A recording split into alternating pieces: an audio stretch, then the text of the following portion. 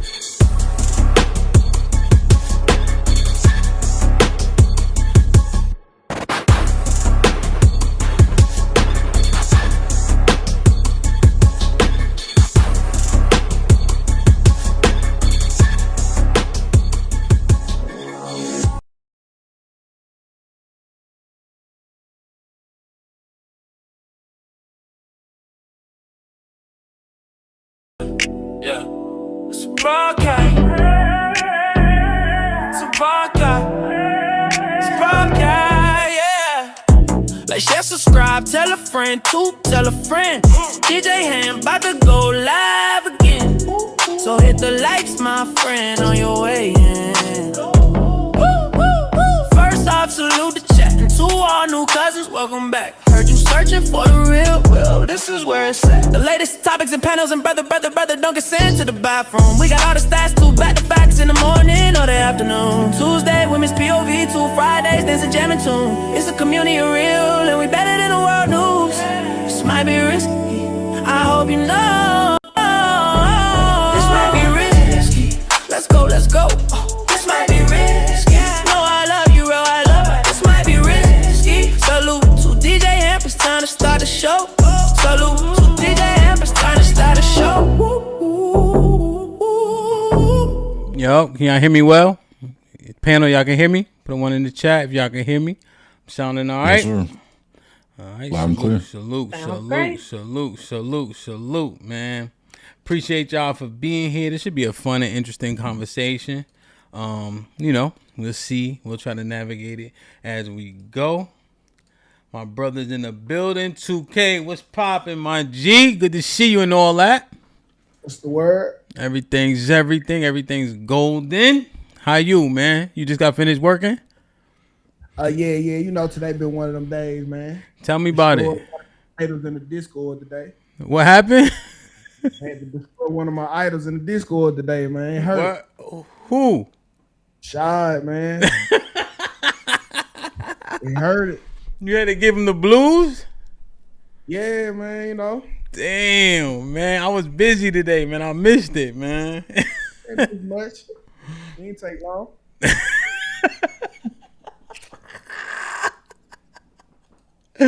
That's what's up, man. I got a damn. No wonder why he said he was taking the night off. Yeah, man. You know, I said, nigga. Man, boom. Was it like that?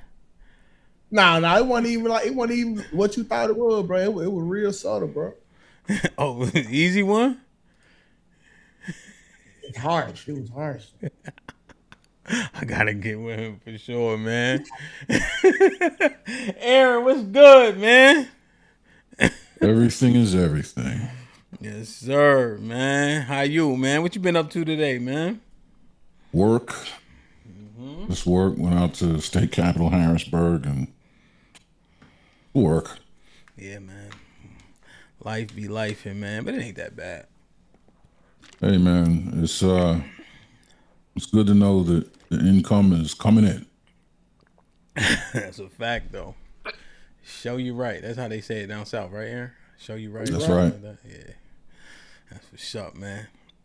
August, what's popping, my brother? Whoa, what's happening with it? How you, man? Everything golden? Cooling, man. You already know. That's what's up, man. Hustling. Cowabunga, man. Grinding. I seen you had one video had like 30K on it. Yeah, man. You seen that? I'm happy as hell right now, dog. Yeah, man. I'm really like on cloud 9 right now behind it. For real. What was it I needed about? that. What was the video about? It was about women being trying to get back with their husband after divorce, full of regret. Oh, damn. Man, the fellas love that. Of course they did. I got to do another one. Yo, I Gotta get the mean, people what they want. there's some credibility to that, man.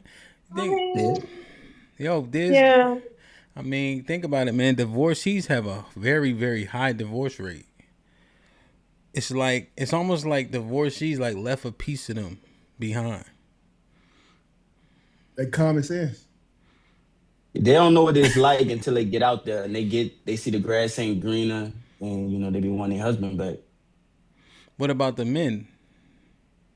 The men, a lot of them have like gone off and improved. Like, like they life just after the divorce, their life was just getting better. Like they picked a lid in the market and was just doing their thing. So who's the niggas that keep killing themselves? What niggas is those? I don't know. I hear this thing about this male loneliness epidemic, but I'm not really sure that. I know that men have always been more suicidal deleting themselves than women, like just in general, because of the way we live. But I don't think it's like spiking like the way that it's being portrayed in the media right now. So, You think it's an over exaggeration? I think it's a projection. From I who? think it's a media from the women because that's how they feeling. You know what I mean?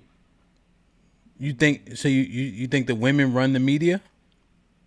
I think, yeah, the way the media, I think women are far more influential as far as image and media is concerned than men. Yeah. And most of the marketing is towards women because women spend more, so. Okay, but I guess what would be the benefit of exaggerating the male loneliness thing? Like, what do you think the benefit outcome is? I think it's a way to try and project outward to kind of Jedi mind trick men into thinking that they have this issue when in fact that they really don't. It's like, we know y'all lonely because we lonely. And men are like, we don't mind being lonely. Like solitude is a thing for me. So it's a lot of videos like that that's like on TikTok that's going on. And so I think it's a morale punch. Go ahead. I think it's a morale boost. Like you got to think like the media need the women to continue to think that they winning. The hot girls, the summer ain't even started. They out to a real start. They 0-2 minus Glorilla still on the board. Oh yeah. Yeah, so And they Meg Thee Stallion. Yeah, they need morale right now. Nah, but they've been talking this lonely epidemic bullshit like for a long time. Like back, since last year they've been saying that. Like they've been doing like studies and different things like that. These magazines these papers be writing up about it. And trying to say that like these male, it's a whole thing, like it's a male loneliness epidemic thing, and it's only women that's talking about it. Oh, I see. If I were to kill myself, it'd just be to avoid another argument. Like, With who? like with my girl. Why I get so tired of arguing about stupid shit? Like, bro, that's why I do it. Hey, 2K, let me ask you a question. Is this shit stupid or it just we don't want to hear it? No, it's stupid, bro. Stupid. And we don't want to hear it neither. Like, let's be honest. Why is so much shit that they talk about stupid? Because it just don't make no sense, like logically, bro. What are we talking about half of the time when we having these conversations? And like, I promise you, like, cause sometimes, bro, I wish I did do what she be claiming I did, so I'd never have to argue about this shit again. It be that stupid, bro. Just be stupid. Stupid shit. You agree with that, UT? 1000%. It just be stupid. Damn. Like the first time you asked me about this shit, it was stupid. Here you are, attempt number 10. You know what I'm saying? It's the same answer.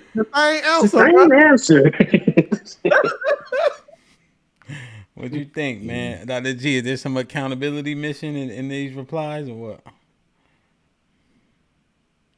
I don't know. I'm starting to think I ain't so bad. Everybody having the problem that I've been accused of having. UT wife doing it, 2K wife doing it. August, what about your wife?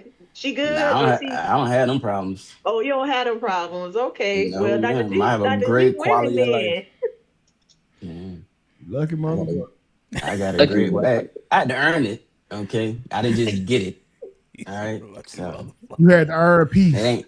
Yes. Oh, so yes, you've I been had to earn there. peace. I see what you're saying. So still, it seems like it's an epidemic that is going around, Hamp.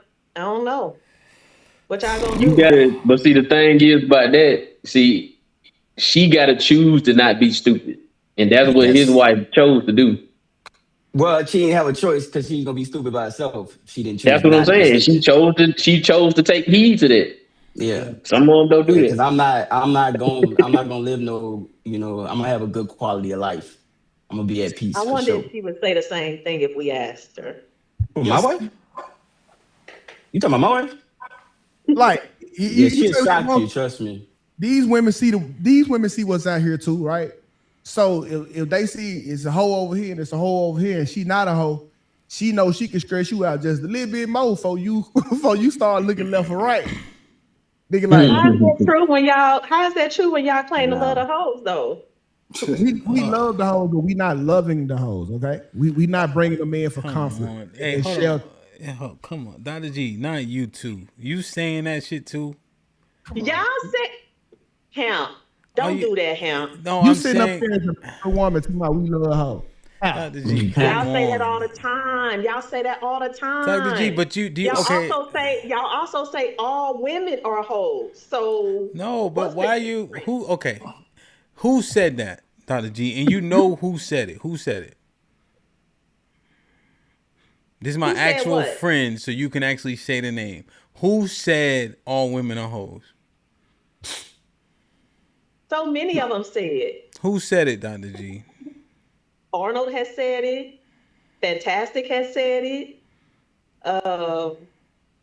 I'm probably forgetting somebody who's CJ. We know the empty wagon always squeaking, talking about women are hoes, women are hoes. Okay. Right. So okay, Dr. G, let me ask you a question. What does it mean? All right, we got it. Sorry, 2K. I just have to. There's no way Dr. G saying, like, Callie did this yesterday too. And I be taken aback when y'all do that, honestly. What do we do? Okay, let me ask you. What does it mean that men love the hoes? Go ahead. I don't know what it means. We outnumbered. I don't know what it means. You tell me. If you let them tell it, they don't do nothing. What does it mean, 2K? What does it mean, 2K? Oh, I'm just rebutting this. If let y'all tell it, See, he don't even have an answer. He would agree, but he don't have an answer. Wait. Do what they want with them and dispose of them. They can give them back to the streets. They ain't got a wife and they ain't got to deal with them at the end of the day. So they can do what they want and get on about their life. Yes, we love what hoes do. We not in love with hoes, right? She could come in this bitch rooted to the truth. I love that about her. But when it comes to me being in love with a person, that's not a hoe. No, 2K. So how do you reconcile all women are hoes, even the ones you marry? I mean, all of us got some pre-fuck pussy. I'm pretty sure of it. Like she was probably somebody hoe, just not mine. So we out here picking the lesser evils in 2026. We used to require women to be virgins. Remember that? Remember? They see that escaped your mind though. So when we get you, you got 3 bodies on you. We got to pick between who got the worst of the 3 bodies, or she got 10, she got 3, she got 2. Well, you was somebody hoe, but listen, you ain't been that many people hoe. We used to pick y'all when y'all had nobodies, but you know that's long ago. That's never happening again. I can't put the cat back in the bag. I see. Yeah. Yo, man. We got to get on topic because I'm already getting dragged. I don't like it. Only way, high school sweetheart. That's the only way some shit like that happening, bro. And that's still hard. That's difficult. Hey, my nigga Brian did it. You did. I ain't even get to say hi to everybody, man. I know. I just don't know why Dr. G did. She know what the meaning behind all of this stuff is. That part. I don't know. It breaks down. It's a willful breakdown of the conversation. Dr. G, you know what all of that stuff means. You've been hearing it way longer than I've been hearing it. No, some of that stuff is new. But let's continue, Hal. My bad for taking us down the wrong alley. Let's get back on track, y'all. G, you had to rub your degree tonight. I'm going for my second idol of the day. Oh, okay. Here we go. I have to rub that degree. Oh man, make sure I follow August at August More Reacts, man. He been getting to it. 3 or 2 videos a day? I've been down to 2 lately. It's all good, man. That boxing gym.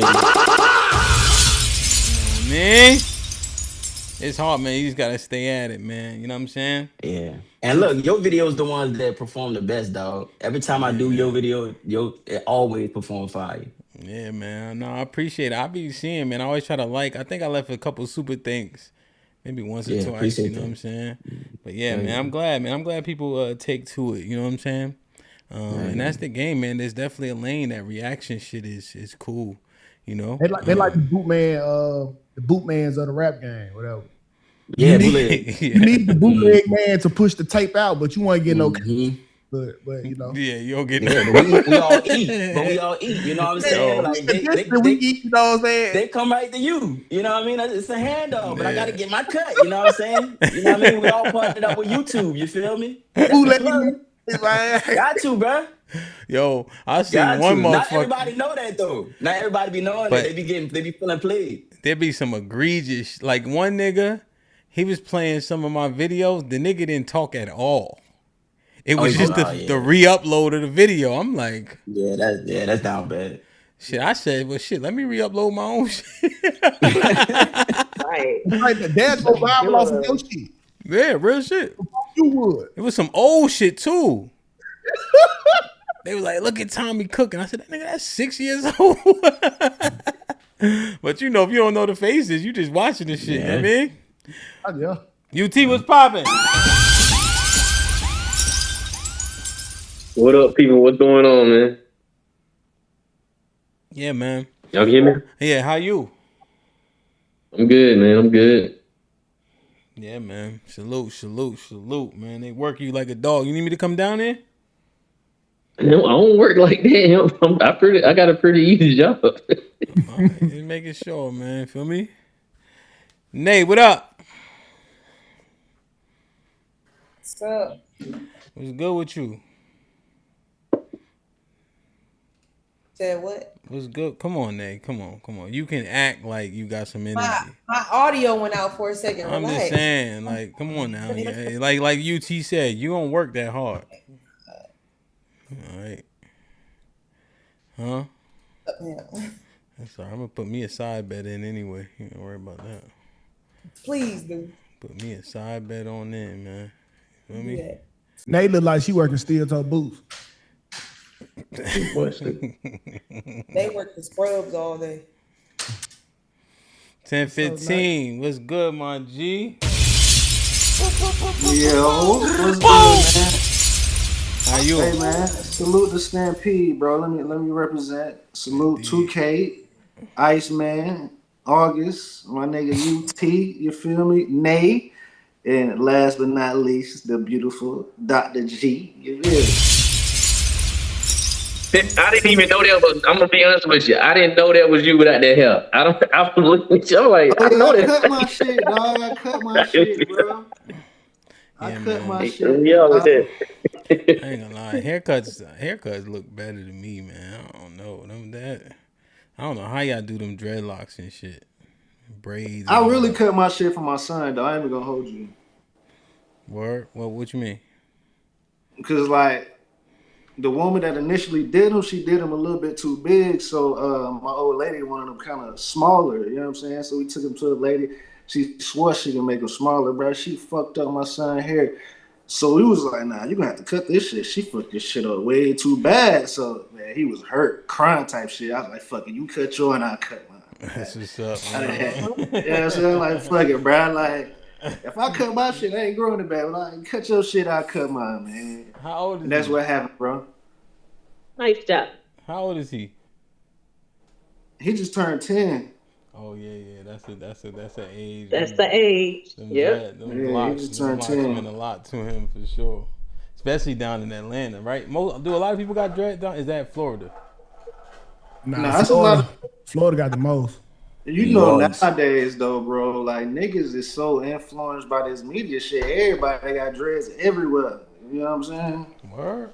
But Florida definitely, you know, they got them wicks and all that shit down there, so they really got the most. But niggas got it's a mix down here now. Niggas is starting to cut them. I wish I can get some dreads, bro. I thought I seen an old picture with you. You had braids. I did. Yeah, I used to have a lot of hair, bro, but my shit came out. Well, not all of it, but some of it, and that was enough. What age did you lose your hair? I started losing it probably like 20. I held on to it till I turned 30. Nah, I had that LeBron James. Nah, it wasn't LeBron. But, yeah, but you know, I used to have to raise them eyebrows up like I was surprised and shit. Yeah. Damn, man. I ain't there yet. UT, you still holding on strong, right? Yeah, I'm good. I don't know. He wearing his hat like he ain't got much of that hair. Nah, he know why I'm wearing my hat. So he's saying just in I case got my do-rag. He said just in case his hat blow off, his do-rag still on. Yeah. Right. No do-rags, no bonnet. Yeah, it's like a bonnet for My sure. boy got that Nelly swag. Right there. I got on a hat and a bandana. Like, God damn. Yeah, I know his line fucked up. He got on 2 protective measures. Oh shit. I ain't taking no chances.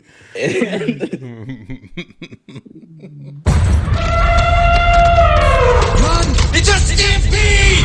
DJ Ham the Stampede. DJ Ham the Stampede. Salute everybody in the building, man. Like, share, subscribe, tell a friend and tell a friend. Hit that like button right now if you can. It helps the channel the most. So, we've been doing this series on Wednesday nights for the 20-year periods for the black community. You know, I said, let's slow it down a little bit. I think we did a hell of a job with the periods. Obviously, last week, we just had a show that was full of, I don't know, it was just fun as shit, right? But I wanted to go over a few tropes that we seemingly deal with and see how substantive and real they actually are, how problematic they actually are, right? We've been hearing about baby mamas since I've been on the internet. I would assume it was before I got to the internet. And I'm a PhD shit was viral, essentially. And these two things are either seemingly undesired or make that person that is a part of that archetype difficult, problematic, or not desirable for a relationship. But when we sit down and when we slow down and start to assess how much of an issue is it actually, how realistic is to avoid a woman of either of those archetypes, or people that are single, we're saying, hey, avoid these two. Are we limiting their pool significantly? Because most people have an affinity for people that look like them. Right? So if they're unwilling to go outside their race, essentially, their pool seems to shrink pretty dramatically when you eliminate those two archetypes. So let's talk about them. Which one would y'all rather broach first? The baby moms or I'm a PhD? Let's get Dr. G out the way. PhD. PhD.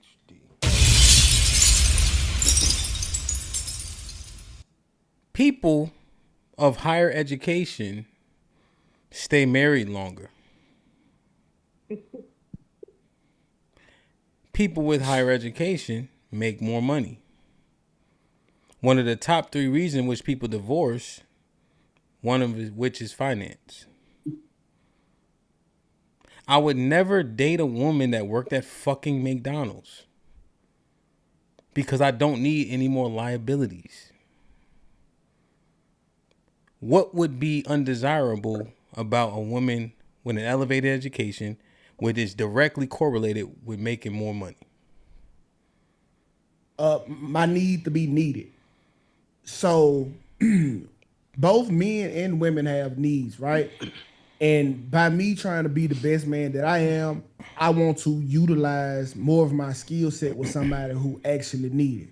So let's say Dr. G has a water fountain in her house. Do you think I would be more needed by a woman that lives in a Sierra desert or by Dr. G, a woman with a water fountain? So I'm trying to maximize myself as a man and go where I want it and appreciate it the most, versus Dr. G telling me that she don't need me every day. Oh, I could do without you. So that's why I prefer poverty pussy over women of substance, because when it's poverty pussy on the line, they treat you like Big Daddy. They treat you like the man. They treat you well. They are appreciative. Once you go to a woman of quote unquote substance, all she can do is tell you how much you aren't enough or what you aren't doing. I don't want to be in that house.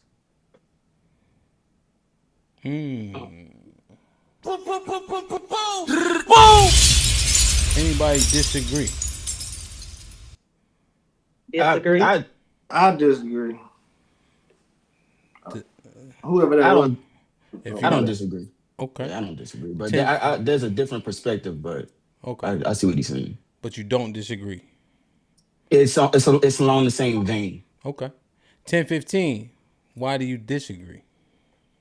I mean, I disagree because a woman with a PhD, that's rare. You know what I'm saying? High demand. It's a diamond in the rough. We already know diamonds are very valuable. You know what I'm saying? And we'll better use it for better resources. When I look at Dr. G, when I see Dr. G and I compare to other women that come on this panel, bro, like you see like her personality and all that type shit. Like, I think just judging by like some of the doctors that I done had, women like with PhD or doctrines, like I guess, they kind of got a nice attitude. You know what I'm saying? They got a nice attitude, man, from what I seen. And you know, a woman with a PhD probably making a little bit more money, so that brings stress off. And they, like you said, people that make more money stay married longer. You know what I'm saying? Because when you broke, my nigga, shit just get too stressful. Everybody get tired of each other. She get tired of you. You get tired of her. You know what I'm saying? But when it's more money in the situation, niggas can take more trips and shit. You know what I'm saying? Like, I don't know, man. I just think they in high demand, bro. I think they in high demand, man. They rare. So if you the dependent in a relationship, I can understand why Dr. G looks so good to you, right? But if I'm here as the true leader that a man should be, then what Dr. G make ain't gonna benefit me no way, because she's going to be keeping the majority of her money, right? So her success, her degrees, her endurance in college don't benefit me at all. I need a chick to be polite. Guess who ain't gonna be polite? Dr. G, because he just had a stressful day at work. That does me no good. No good. She coming home with another man problem and putting them on my plate. But like I said, if you like diamonds, you know, diamonds are attractive to a nigga with no chain. You know what I'm saying? If I already got a chain on, you just another diamond in the cluster, baby. Every nigga with bread got diamonds, though. You know what I'm saying? And when it comes to these women, oh, nigga, we got the same bank account. Of course, I got my own bank account, but there's going to be a joint bank account that she ain't going to say nothing about. You know what I'm saying? Like that's just how you got to play it. I mean, that's how I feel, bro. Like when a woman fuck with you, she fuck with you. Ain't no halfway shit unless you a halfway nigga. I feel like you trying to come up. Oh no, I'm already up. So all she gonna do is, you know what I'm saying, add more value to this household. You feel me? But I don't think that you when you get that, I don't think that you really understand what you got to compromise, because when in that position, there's less for her to have to compromise. You know what I'm saying? Like it's like, you know, she didn't already made it herself. She done became the nigga that you either are or want to be. You know what I mean? So there's less for you to have. There's less bargaining there. But the other part, what a lot of them don't really think about, is that you ain't gonna want to do this forever. You don't want to be the breadwinner forever. So at some point in time, the man gonna have to take over. So the relationship got to be structured where she respects you as a man. But usually when they done made that money and they done got to that level, they really don't really, you know, they really don't give a fuck about what you got to say. And I don't know if you can stand in an environment like that for real. But the main thing, you said a lot, but the main thing you said is she became the woman you want her to be. You said no, she became the man. The man. Oh, the I thought man you said want she to be. became the woman. Nah, the man. Because the most she competitive. The most she bring it to the table, the more you can put on the table, first of all, and then on top of that, the more she make, the more you have to compromise with her. Y'all have to make decisions together. You can't make a soul decision. Dr. By G yourself. probably, if Dr. G husband make what she makes somewhere equally, they have to come together and make a decision together. When you that man, you make the decision. You can ask for Dr. G opinion, but she gonna have to go with that. You giving all that up. I know, you giving all that shit up. When it come to real players, the woman make the money and bring it to you. You know what I'm saying? Like, I'm pretty sure ASAP. I'm telling you, you think a woman with a PhD filing for that bullshit? Come on, man, she's smart. She's Hey, smart. what you talking about? When she fuck with you, she fuck with you, bro. Nah, nigga. There's a reason why you don't see pimps and lawyers together. There's a reason why you never see that power couple dynamic, because it don't happen. A pimp need a hoe. A lawyer you would have to submit. Yeah, that's. I mean, because a pimp looking for a woman to do something else. You know what I'm saying? Like, I'm pretty sure ASAP Rocky don't go through nothing like that. I'm pretty sure Jay-Z. I'm sure he goes exactly. I'm pretty sure through Jay-Z wasn't going through nothing. Hey, that's exactly what Jay-Z going through. If right ASAP Rocky wasn't going through that, ASAP Rocky will be married right now. You know why they not married? They married. They not married. Oh God. Let me ask this question, okay? Well, first, Aaron, Nay, UT. Let me get you guys' opinion on this. Aaron, what you think? I mean, I think there's pros and cons. You want me to come down on one side?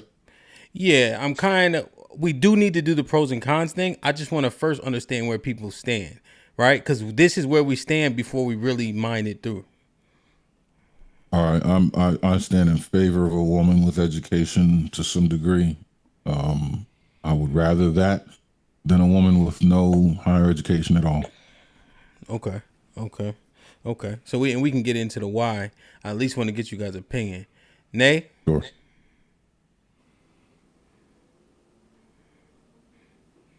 I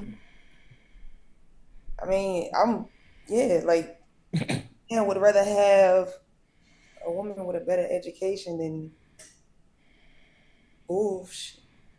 Okay. No education. So you think a woman with an education is better for a relationship with a man than the one who does not have it? Yeah. Okay. UT, where do you fall? I think no. I think it's the opposite. I think the attitude is really what the thing that come with the woman with the PhD. Because a lot of times I think, well, I don't know you wanted the why, but well, I'm listening. Oh, so the thing that coming with the woman with the PhD is the softness and the willingness to do stuff.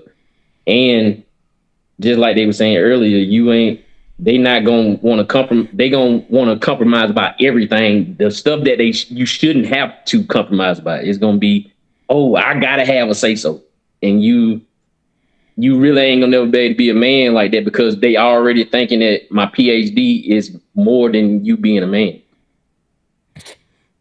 What do you mean by that?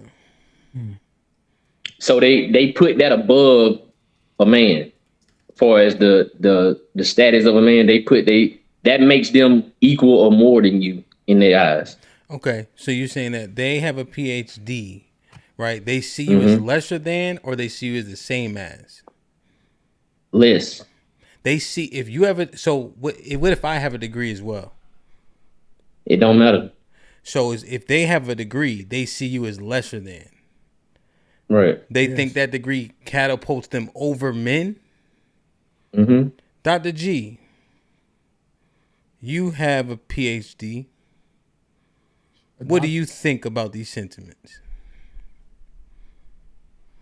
I think a lot, actually, but what I want to lead with is I find it sad. Like, when I say sad, I literally mean, it touches me in a way to hear the men equate their value to what they've earned in terms of their money or their credential, right? Because I don't see it that way. And I don't think most women see it that way. Sure, you'll get the women who are attached to the man because of what he has. And perhaps maybe she is actually, difficult to deal with because she's earned, a certain amount of money or a credential. But for the most part, women who love men want to be with men. And in that instance, if you can lead me, I feel like I just said this the other day, if you can lead me, then you can lead me. It doesn't matter that I have a PhD. The PhD is so that I can earn and make our lives better together. That's what that's for. So what does lead mean? It does not put me in a position to lead or dominate my man. That's not what that does. Nor do I want to. I'm not going to be able to be with a man who I can dominate. That's not going to work, right? He's got to be able to stand firm on his square, no matter what. Firm, fair, consistent. That's the man for me, right? That's the man that can lead me. And it doesn't matter that I have a PhD, because why? He's firm he's resolute, right? He's fair. And I don't have to guess what's going on. I don't have to wonder, because he's consistent. I can trust him. He makes me feel safe. My PhD doesn't come into play with that. When I love this man and when I'm with this man, okay, none of that stuff matters, y'all. None of it matters. And I find it sad that y'all always do that. Y'all equate your value in your relationship to what you earn or don't earn. That makes me sad. And if that's your experience, we don't. Y'all do. Well, spit on me, Dr. G. Y'all, we don't equate that. Y'all do. I don't think we do. I think y'all do that. Dr. G, and I don't think it's accurate. I don't. Dr. G, spit on me and call it rain, baby. All right, because that's a bunch of malarkey. 2K, hold on for a second, 2K, because you talk. I sat here, I was quiet, I ain't say nothing. Okay. Even though I wanted to yell, right? I didn't say a word. So just let me cook for a minute, okay? Don't burn it now. The thing is, I think that just the way our society is set up and how we've kind of put people who have gone through this system on a certain pedestal, right? We do that to each other. When I go out into the world, my doctorate is so I can earn. It's so I can take a rightful position in an establishment, in another system. In this case, education for me. I have an educational doctorate, okay? So it don't have nothing to do with what's going on in my home. I'm going to choose a man who going to lead regardless to what I'm doing, period. Dr. G, there's a few things though. I'm gonna tell you why. There's a few things with that. Number one, to be able to accomplish that is phenomenal. That's a huge feat that most people, men or women, can't accomplish. But in order to be able to accomplish that, you have to be very competitive. And a competitive woman is not congruent with a relationship. And I'm gonna tell you why. Because you can't turn it off. You know what I mean? Like you're all who you bring you everywhere you go. And so here's the thing. A woman that can be led is led. You know what I mean? She come like that. And a leader, a man that can lead, he come like that too. He a leader off the rip. So it's like they partner Don't forget up together. that part. Don't forget that part. Right. I'm being concise. I'm being objective in it. So that's how it is. So you can't turn it on. You know what I mean? Like if you were being capable of being led, it would have already happened. Motherfucker would be leading your ass. You would have attracted a leader. You know, but when you that competitive, whether you like to admit it or not, you have more of a bargaining chip because the way that you have survived in this world has worked. You've been very progressive and successful in surviving. So why in the world would you get on a man's program? You know what I'm saying? And not question it. Because I want to be coupled with You a man. gonna abandon everything that you know to help you survive. Because I want to be with a man. That's how I get on this program. I don't want to be alone. Okay, I want to be with a man. I got you. Easy. So if he told you to quit your job, delete your social media, and cook and clean for him, you down to do that? No, right? I know. That's what I'm trying to say because your survival skills. I never said yes or no. I don't think the question. It's not even a listen. It's not even a yes or no. When I'm asking you that, Dr. G, see you fail. Why is that the measuring stick? Why is that the measuring stick? Because see, I'm asking you one. Why is that the measuring stick for whether or not I'm going to be able to be because you disobedient. It don't make no sense. Why would I choose a man who's willing to give up a six-figure earner just so that he can? You can't be led. And you using your money as the reason why, because you a six-figure earner. See, Dr. G, I let you cook. I let you cook as much as I wanted to yell, Dr. G. I let you cook. I'm not gonna let you do that, 2K. No, that's not the point. I just let you cook. Can I talk? Why would any smart man decide that he and the woman wants him? She wants to be with him. He decides that he doesn't want to be with her. This is what I'm talking about. Hold on. Let me bust that down. Y'all not gonna do this all night. Y'all not gonna do this all night. Give me one more try. You got it, bro. I'll bust the next. Just one time. Listen, that's the paradox that you're under, because what you're doing is you're saying that you want to be a follower, but you qualifying the leader that's meant to lead you, which don't make no damn sense. That means that whenever he do something that you feel as though is not good leadership, based off of your perspective as the follower, not good leadership. You gonna look at it and say, you know what, I'm not following him no more because I don't feel like it's leadership for me. That's the PhD does that? Every woman on the planet does that. I'm not talking about the PhD. I'm not talking about the PhD. Hell, the reason why Dr. G got a good job. The paradox of what you're dealing with when you're trying to pick a leader. That's all. That's all I'm trying to say. Look, that's the paradox. The reason why Dr. G got a good job is because the way she just answered your question. Women are great interviewers. They great fucking bullshitters, right? With the same tongue that she telling you that she want a leader, she got the goddamn. If he don't say what she want him to say, he's no longer qualified to lead. That's hold on, wait. Yes, it is. Listen, yes, if I give you a command and you choose you choose not to follow what I say, then guess what? Because of your qualifications, then you telling me I can't lead you no more. You're not a good follower, and it's because we not quick. You just wrong. Because the women are not. Dr. G, you are just saying what Dr. G. I let you with cook. The money you make. I let you cook. We don't see it that way. We want you for you. Your money is secondary. I'm not looking at a man's earnings first. I'm looking at his character first. That's what's first. Yes. The money is just icing on the cake. If I can find a man with good character who can lead, who can be consistent, fair. What does leader mean, Dr. B? Hold on, so I need to ask this question because I hear women say that all the time. They say, "Who can lead?" What does that mean? I can answer the question for you. No. Let me ask this question, right? I'm trying to. Hey guys, let me just say this, right? I don't want to have to keep butting in, all right? So let's see if we can maintain that, Now, but just make sure you cognizant of your decorum, because there's people with bigger mics and they can talk. Just be mindful of each other. That's all. So, Dr. G, the one thing that I heard that I wanted to understand what you say.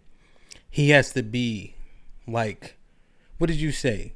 Not astute. You said resolute, and there was another word. He has to be strong in his convictions.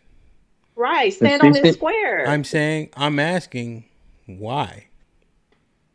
What do you mean? That's what men do, right? Well, or no? Well. So here's the thing, right? But he's dealing with you, though. Right. So that's what I want. I'm saying and he's I say so that, he can I be. say that him because Well, we're real quick, because I need to be very convicted in the earth, right? You know, because I'm dealing with people, white, black, blue, purple, men, women. They not with me. They not related to me. They not in my house. They not my backup. If I have to be resolute and have a firm hand, right, in my house that feels, and I'm saying feels, contrary to how my house should be. No, Ham. I don't believe that you're not firm. And I'm not saying mean. I'm not saying, anything. I'm just saying when you speak, your word resonates. That's what I mean when I say firm. You stand on your conviction. You're not Thanks. Dr. G, let's take out because I don't believe that it's convoluted. I don't I'm listening. believe that your home is going to be I'm listening to what you said. Square. Here's the thing, right? Who do I have to stand on my square with? That's what I'm trying to understand. Why in my house, when you're saying you need a man who's going to do X, Y, and Z, why is that such a needful thing inside of my house? That's because that's just who you are, Hamp. I'm not saying it's what you in your house. No, because you gonna challenge him. Wait a minute. See, I can't do Hamp, me and you, or me, you and 2K. Like, what we got going on? No, well, here's the thing, right? Here's the other thing, Dr. G. This is why I said what I said. Because you remember when 2K had relinquished the floor, then he got it back, then you took it from him. So that's what I'm saying. We just have to make sure we stay consistent in what we asking for, with our decorum as well. So I'm saying when you said a man who needs to stand on the square, be resolute, firm, I'm just simply asking. All things, Ham. Okay, but Dr. G, that's why I'm asking for the reconciliation. But you can't shake your head as though I'm supposed to understand and read your mind. Right? No, it's fine. Because it was what you were asking for of a man, right? So you're saying outside of the house, you need a man who stands on his square. With you, those qualities are less important because you're not going to be pushing back and fighting them and et cetera. That's a fact. Okay. However, these are I still got the floor. I still got the floor. Okay. Right? Go ahead. So now, here's the thing. That's where they're saying that's not true, right? They're saying that's the disagreement. They're saying the sentiment is the women who have the elevated levels of education, they are cumbersome when it comes to decision making and following your decisions, right? And I think, this is what I think, that you said it because he's also going to have to exude those qualities and traits with you as well. Okay, yeah, I don't, yeah, for sure. And it might have something to do. It might have something to do with the fact that I have gone through this system and earned this degree. It might be something to do with my background and how I grew up and this and all of that. Okay. Right. So I don't deny that. That's true. That's why it's important for me to know what I need, right? So that I don't waste nobody's time. Nobody wastes my time. 100%. And Dr. G, and I'm almost done, y'all. And Aaron, you can definitely get the floor. But remember, we're saying pros and cons of a particular disposition that seems to be associated with women with elevated degrees, right? And if you're saying that may be true because a portion of it is because of your education, men are saying that's undesirable for a woman that I want to be with. That's literally the conversation. We're trying to see how much credence does this trope actually have. After you go, Big Aaron can go if you wanted to say something back. No, I understand that they're saying it's undesirable. And what I'm saying is, what just occurred to me is it's going to take a certain type of man. It's going to take a certain type of man. Every man is just not going to want to do it. So I agree with that. That's not an issue. That's not a thing, right? Certain men, like you're saying, Ham, they're not going to want to do it. But the thing about it is that the certain type of man. But what do I do? You can't unring the bell. I'm here. I have a doctorate degree. I'm a 6-figure earner. The thing about it is. August. August. Go ahead. Yeah. So here's the thing, Dr. G. In order to confirm the strength or rigidity of something, you must stress test it, correct? I agree with So that. in order for you to really fully understand a man's ability to be resolute and convicted, and steadfast, you would need to observe him go through some sort of stress test, and that stress test is going to have to come from you if he's ever going to need to be steadfast with you. So not only are you confirming that you need a very niche type of man who you say is going to have to be willing to be this person for you, but now we've confirmed that he's also going to have to be willing to be shit tested, which is now that's a little wild. But what don't we do that anyway when we're going through the getting to know, getting to vet, all of that? You do those kinds of things. So in the vetting process, you get to learn if this is a person who exudes or exhibits these particular characteristics. You know what I'm saying? And maybe there'll come a time where, you'll decide that, oh yeah, this is a guy who I mesh well with. We go good together. With my background, with his background, it works, right? Maybe we'll decide that it doesn't. But that happens during the vetting process, I think. Two operating words that I think are very important you may have glossed over, and that's willingness, right, to endure the stress test, number one. Right. And then number two is just the idea that this stress test, while inevitable, as you say, is going to absolutely be elevated, which is going to affect his willingness. I mean, Can I go next? Y'all, it is what it is. Like, listen, I'm not a unicorn. There are many women in my position who, you know what I mean, are dating or, married or single or whatever, and they've had to find the partner, they've had to find the husband or they've had to find the husband or, boyfriend or mate, man, whatever you want to call it, not partner, but I'm talking about a husband, right? They had to find people who they mesh well with under the circumstances, because you can't take away the PhD. You can't take away the 16 years of college. You can't take away all the experiences. You can't take them away. This is who I'm showing up as. So either I'm going to be with a man who can deal, right? And I find that the men who can deal are consistent, firm, and fair, or they're gonna walk away. What else can we do? All right, That's what we just said. You gotta change. Hold on. You gotta change, Dr. G. That's what you gotta understand. Listen, man, this is a late night thing. I ain't got the patience. So listen. What you losing patience about, Aaron? No, I'm talking to the gentleman. Not you challenging a man. All right, you know what? I asked him a question. I'm not talking to you, Dr. G. I was talking to the gentleman. So this is the last point. You said you're not a unicorn. Right. That's not the issue, though. You not being a unicorn. The issue is what you are going to need or seek is going to have to be pretty close to a unicorn, number one. And number two, you don't have to take the degree away. That's not the issue either. It's the fallout from traits that are required to achieve a degree, or the belief that the degree is some sort of leverage that you can use, right, in a stress test environment.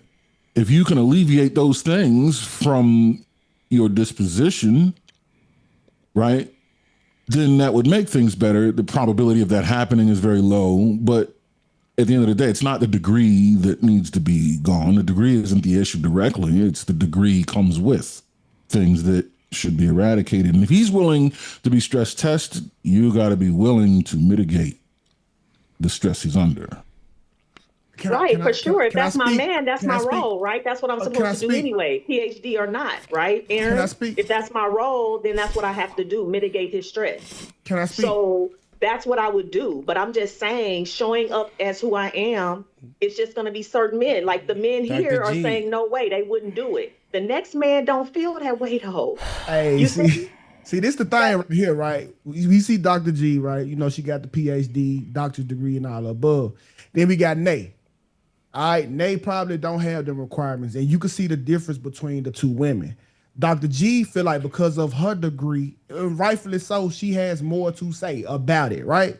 And that's what your degree does in a relationship. It gives you more words to say. But in reality, I don't want to hear that shit. You sound like the fucking woman king over here. Nay, she don't have a PhD, so she feel like, you know what? Hey, I'm gonna let you handle it, big dog. You more qualified than me on that, and you done said more words than anybody on this show right now, only because you have a degree. And that's what I have an opinion, 2K, and I would have an opinion whether I had a degree or not. I'm a smart person. Yeah, I'm intellectual. That. Yeah, me so too. I'm gonna have an opinion. I'm on a panel. Too. I'm supposed to speak on the panel. Yeah, like yeah, y'all I need to get stop it. that. I get it. But I'm supposed to sit your here and not intellect say won't tell nothing. you What am when I got the mic to stop talking though. Your intellect won't tell you when I got the mic to stop talking. Nothing to say. I let you talk. You spoke so long. I was hushing. I even did sign language. Wasn't hushed. But I'm just saying, Dr. G, you can't see how you right now are combating what we're saying, but the problem is what you were saying. No, I definitely am. I don't agree. This is what we're supposed to do. You want me to sit here and be quiet like I agree? See, listen, and like, that's listen, if you can't be quiet in a relationship, okay. Hold on, 2K. I've been holding on, Dr. G. Hold on, I'm gonna make a point though. It's not fair for you to say I'm sitting here and I'm combating what you're saying as if that's an issue, but I'm on a panel to combat what you're saying if I don't agree. That's the whole point of us being here together tonight talking. I think everybody is talking and waiting their turn. I think everybody talking and waiting their turn. Because you have a degree, you feel the need to speak up for everyone with a degree. You can't learn nothing. I'm speaking for myself. I'm speaking for myself. All right, you got a bit out. I spoke specifically about me.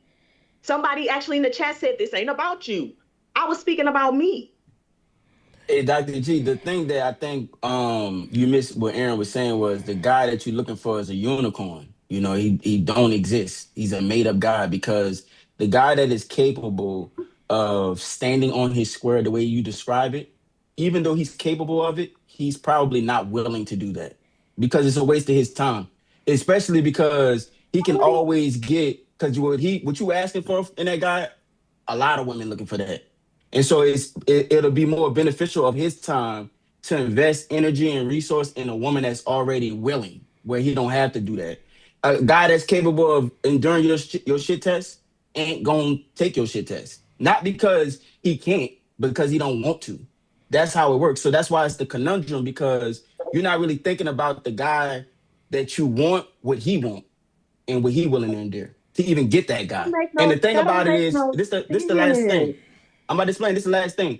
The reason why it don't make sense is because it involves you having to make a change, and you're not trying to do that. You want to be the same person that you are. What change do I need to make, August? What change would I need to make, August? Your top lip and your bottom lip touching. Specifically. That's the one. Look, August. Look, I'm about to tell you, look, if you want to get into all of that, you're going to have to book a session with my, I'm just playing, I don't do that. All right, donations. I'm done. I'm joking, but listen, I can't get into the specifics of what it is that you're doing. The reason why I'll tell you, Dr. G. I'll tell you. Hold on, but look, I'm only saying it because just like let's try to condense the points. Let's try to condense. Just like UT was saying, try to condense. You got to make the change. Okay, go ahead, bro. All right, that was it. Okay. I'm done. All right, 10:15. Did you have anything to add? Because you said you disagreed. What do you think? I mean, especially right now, I can't really like the combative that she doing. How she being combative? I can't really say that's because she got a PhD. Because every woman gonna do that. That come on this panel, bro. PhD, GED, it really don't matter. You know what I'm saying? Then when it comes to women with PhD, see me, I'm speaking from my point of view. Maybe we need to clarify we speaking from somebody point of view that don't make that much money, or because with me, I feel like a woman with a PhD gonna try to find a man that's just making just as much money as her or making more money than her. That's why they saying she looking for a dominant.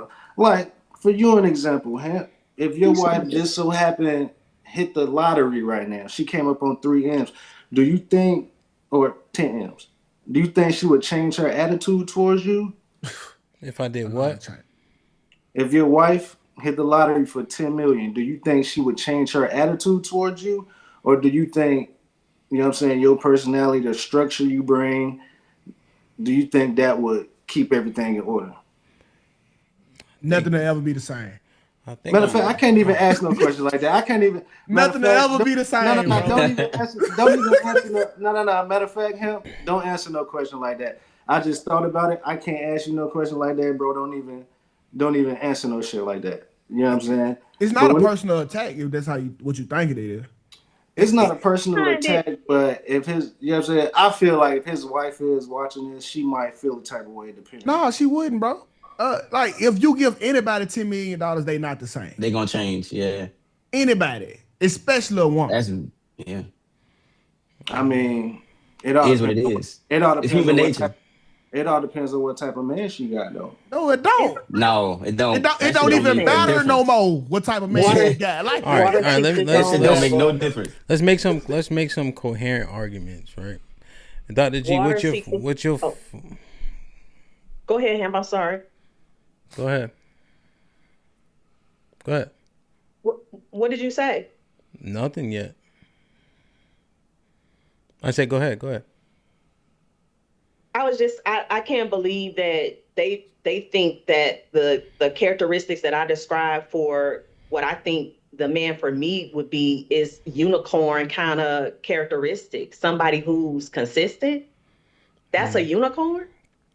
Somebody who stands on a square as a man. That's a unicorn. Consistent. A man who is fair. But they said, a man who's fair.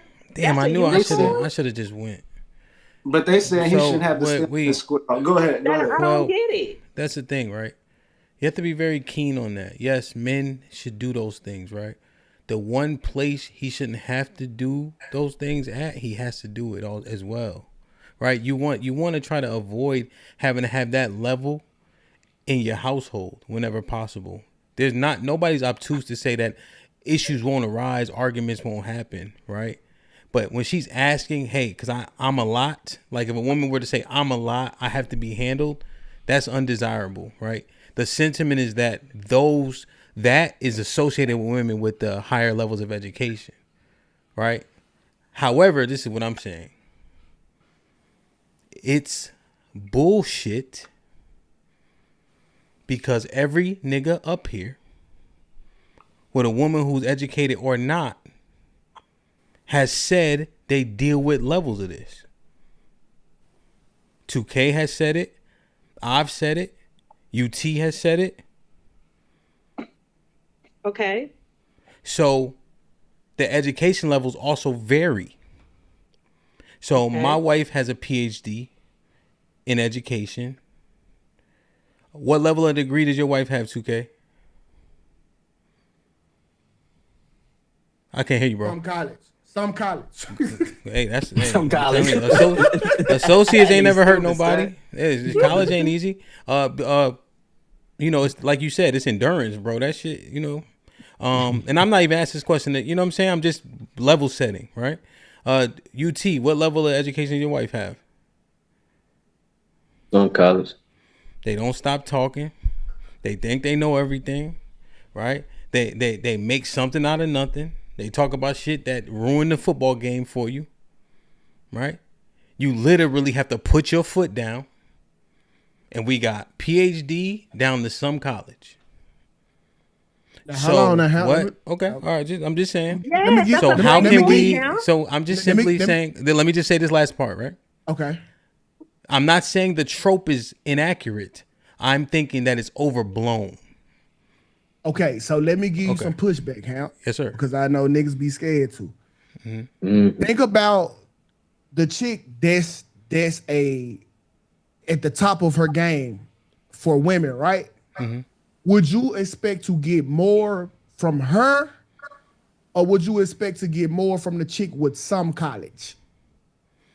What do you mean by more? Before I answer your question. So the more bullshit, more back talk, more thing, y'all. Who you think is going to give you more of it? Like, because we all acknowledge that women they're gonna be an argument somewhere. You can pick an argument with a fifth grader if you can find one. But who do you think is going to bring you less peace? Let me put it like that: less peace out of these women.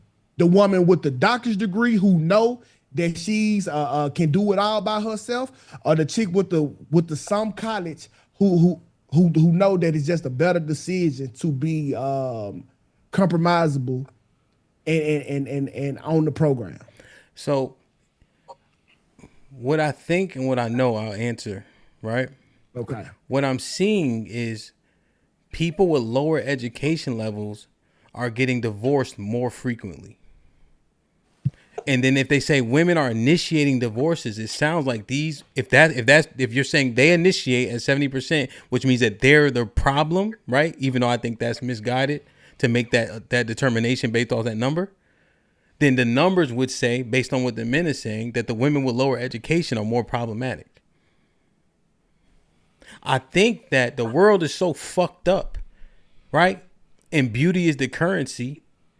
And I heard women say shit that men say and get 20,000 likes. Because motherfuckers don't have no standards for women as long as they pretty enough. So now I ask you, are they the same pretty? I'm asking you, is the one in this theoretical, is the one with the education the same pretty as the dummy? No, I think the dummy better. I'd rather take. I'm saying the theoretical you gave me are they both the same pretty? Yeah. Let's put them on the same level. Okay. I think because niggas acquiesce so much, they gonna get their shit off regardless if they got a PhD or not. But she got the face and the ass for it. I'd rather take a chick who don't know nothing than a chick that know everything. Don't have. I promise you. Because I think and see, Hamp, that's why it's important for me, at least, right? Because I can't speak for everybody. That the type of man, wait, right? Was 2K the finished? type of man. Yeah. What? Oh, I'm sorry. You stopped talking. My bad. Don't be sorry. Dr. G, it wasn't just you. It was a couple people trying to get in. He just took a pause. You got it, Dr. G. Nobody was overly rude or rambunctious. He just paused for a little bit. I'm just saying because him and I were engaging about what he asked me. I asked, was he finished? I'm not. You know what I mean? You always being rude. I asked, was he finished? You can come. You don't got to weaponize the panel, Dr. You can talk. No, I just don't want you to think it's my intent to cut you off because it wasn't. Now, Dr. G, I don't want you to convolute what I said though. Okay. So hold on a second. Just 1 second. Okay. August, what were you trying to say? What do you think about what I said? I think that the better question is because it's not the level of education. Like my wife got a master's degree, but when we met, she had no degrees. So her level of education of how we compromise or how we run our household, because of her level of education, didn't change anything. But when you're meeting a woman who has a PhD, then that's a whole different type of dynamic that you're interacting with.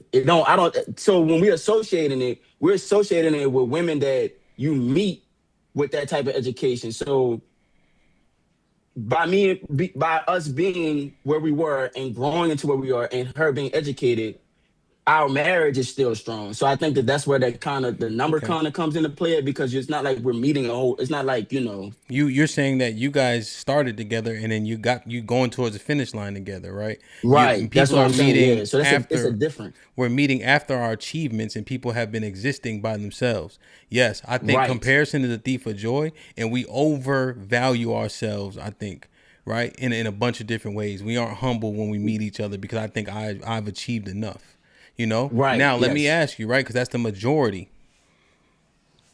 2K asked a question, UT. He said, would you shut down this, give up your $100,000 job, et cetera, right? I asked that. You asked that? Yeah. Yeah, to Dr. G. And then I'm like, of course not. But it's like a duh question to August, right? And that's just what I heard. No, I'm not going to give up my $100,000 job because we need this money. Right now, I'm going to curtail my Instagrams and things of that nature. Right. Because we understand that those things are problematic for relationships. But why would I have an achievement? I met you with this achievement. Why do I give that all up? Like, why would that be an expectation? It's really not an expectation, but you can't say that you are under my leadership if I ask these things of you and you push back. if you say you want the structure and I'm providing the structure and you don't like it and you say no to that, that's why. Okay, so let's do this. I mean, let's that's do this. just- Let's you do can't this. say Let's both. August. Let's do this. Let's keep. What's wrong with that? Let's keep working through it, August. Right? Now, I'm not a girl, but I guess I'm the only one that can play a girl because I'm such a great actor, right? So, you say, I need you to get off social media, right? Do we think that we don't have to substantiate our reasons? Are we saying we should not have to substantiate? We should substantiate it. I will be able to substantiate it. Yes. Okay. This is the makings of a great leader. Okay. Yeah. All right. Perfect. So no, it's good. It's good. So you think you should be able to? You should have to tell her why. Substantiate the point. Something like that. Yeah, because it's important to her. Okay. So I'm gonna substantiate it for her. Okay. How would you articulate it? Just the same, not good for the relationship, that type of thing. I have everything covered, phasing you out. I know you don't want to work for the rest of your life, so we need to phase that out, so I want you to do this, and that for this specific reason. Yeah, no, you created the app. You got on Instagram for attention. You married now. There's no whatever his reason is. Yep. However you want to run it. Yep. Let's get off. Okay. Whatever your reason is. And she says, well, I keep up with my friends and family on Facebook. See, and that's what I don't want to hear. An excuse. See, now I have to stand firm. I have to be the man you want me to be now, Dr. G. Here's the shit test. Me. I'm saying. Only now. You not that that's all the shit test. No. So listen, I asked you nicely, and I substantiated why I wanted you to do it. Now the pushback is what I'm not here for. Hold on. Hold on. I keep up with my Instagram. Cool. I'll put my shit on private. Whatever. Facebook. I got my family there. I keep up with them. We don't live around them. You say what? I didn't ask you for an option. I told you, hey, it's this right here, and I'm gonna tell you why. Is it okay or is it no? I don't want your option. Okay, so 2K doesn't think he has to substantiate August. Do you disagree with that? I did substantiate it. You said because I said so. No. I didn't say. I told you why. And what was the why? My bad. Your rebuttal was. Oh, you said attention. Okay. Yeah, your rebuttal was, hey, I'll put it on private. That wasn't an option. But because you're so smart with your PhD, you looking for other ways to be on my program and it still benefits you at the same time instead of just following lead like you want me to be the man and be. Okay. You want to be the woman. Are you getting off Instagram though? That's irrelevant. That's not a part of my program. I mean, if you still on there, you said she gotta follow you. That's what I'm saying. You gotta lead by example. You know what I'm saying? That's irrelevant sometimes, bro. Listen, but bro. now I wanted to, but I disagree with the way that 2K will respond. I would probably allow her to keep her Facebook. Because now you're not standing on the business that she wants you to stand on. Well, in her perspective, that's what you may see. But in my perspective, I'm allowed to make an adjustment in my decision. So it's like when we have the conversation, I tell you what it is that I need you to do, and then we talk about it. There are things I'm not compromising because I'm scared or I don't want to compromise, but I think that this is something that is reasonable to compromise with. She want a man to stand firm. Well, I understand what you're saying. Like a man that's fair to me. That sounds like a man that's fair. Now you sound like a man because you went and revised your plan. Well, listen though. The reason why I'm revising it is not because of her. I would revise it. What she presented to me makes sense. So I can't sit here. I can't force it right now for the sake of standing on something to look like a man. I gotta stay in frame with it because the reality is that that's how the relationship is going to be structured. But listen, you wouldn't have to look like a man if she did push back. You asked her first, right? And then you even gave her a reason. But she pushed back. Now you trying to compromise in order not to make yourself look like a dictator or you beating your chest as man of the house. I don't mind beating my chest, He and I just wants don't to be mind looking like a fair with the dictator. woman he loves. That's all. What I'm saying is, but listen, listen. Dr. Listen, G, that's irrelevant. you gotta let them go. I'm telling you, Dr. G, you're gonna convolute it, and they're gonna say, "See, I told you." Look, that's not what it is. I don't mind looking like a dictator. I don't mind beating my chest. I don't mind doing none of that shit. I'm full-blooded with this shit. The only thing is that is a fair compromise to me in my mind, the way I'm thinking about it. I'm not thinking about it in the sense of, because I gotta always do this with her. There are gonna be certain instances where I absolutely say no, and I'm only gonna say it one time. And ain't no conversation. I've already told you no. That's how it is. But this is not one of them. I'm setting the structure the way I want it to be. I want to set the structure where I have what you room want, to... August, what you wanted it to be was her to get off. All right. You was being a good leader. You even explained to her. She gave you pushback. You tucked your tail between your nuts. No, that's not what I'm doing. That's what I knew you happened. was gonna say that shit. That's what happened. Man, you tucked your tail between your nuts, and I get it, bro. Because sometimes that's you not don't. what happened. I knew you were gonna go there with it. No, August. I get it, bro. Sometimes you don't want to look at it like, damn, am I being over demanding? No, she just finesse you out your spot. You compromise with the terrorists. No, bro. But listen, and now you got her over here. I understand why you would think that, though. No, bro. I understand why you would think that. I understand why you think that. I could do what you're saying. Like, I could stand on it, bro. But I'm choosing not to, because this, as a leader, because I'm a leader first. So objectively speaking, I gotta stay in leader mode. I can't get into mode where it's like, I gotta pass this shit test at all costs and set the standard. I'm gonna be in leader mode, because there are gonna be instances where I say things one time and it's gonna be one time. I'm not a compromiser, but this made sense to me. So when she explained it to me, because what it is I'm not gonna discredit her ability to be a thinker. So if you can explain it to me and it's a rational explanation, I'll permit it. See, listen, bro. That's where you fucked up right there, August. The minute you give her a choice to rebuttal and do all of that, that's where you created the problem. This is how you should go about it, right? You tell her no. All right, hey, babe, look, I don't want you to be on social media. You let her go throw her little hissy fit, woo woo. You let yourself give her a day or two and you think about it. You know what? Come back 2 days later just to make sure she don't think it was her being persuasive. Because the minute you give her that leverage, everything else is compromisable going forward, brother. I want to hear what Big Aaron got to say on this. Go ahead. All right, my bad. Go ahead. He older with the leadership. I want to hear it. What do you mean with like social media? If she came to me and I wanted her off, and she said that her family is on Facebook, all right, cool.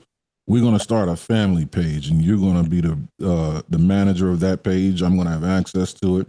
You're still gonna take your page down, but since we've married, we've blended the families. We're gonna run a family page with my family, my friends, your friends, and we'll keep everybody updated in the loop on that page. I'll oversee it. You manage it, supervise it, run it, add the pictures, all that. What you gonna do with your page though? Whatever I want. What do you mean? Who said it? 10-15? I'm just asking what you gonna do. You gonna keep your page, right? 10-15. You same thing I'm doing right now. Huh? The same thing I'm doing right now. That wasn't in the picture. What I'm saying, you.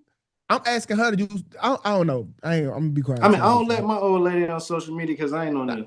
I'm not saying that that's right nor wrong. I'm just saying what I'm asking you to do. You shouldn't be able to look at mines and say, "Well, you got to take mines away." No, that I'm the supervisor of the relationship for a reason. Yeah, that's like saying I don't want you to have a gun, and then she turn around and say, "Well, I don't want you to have a gun, so now both of y'all gunless, but somebody need a gun." So yeah, bro, you got to stop that rhetoric. But how many people quit because they got a bad supervisor though? A lot. I know. A lot of people quit because they got a bad supervisor. I guarantee you more employees quit than a supervisor. You sound like an employee. That's what I'm saying. That's what I'm saying. You the supervisor. All right. Man, just to that point, the structure that I'm trying to set is that I'm not trying to deal with no hissy fits. So I'd rather us have a conversation straight up, because I'm not dealing with no childishness. If you're gonna have a hissy fit about what it is I'm telling you to do, then we're gonna have a problem off the rip.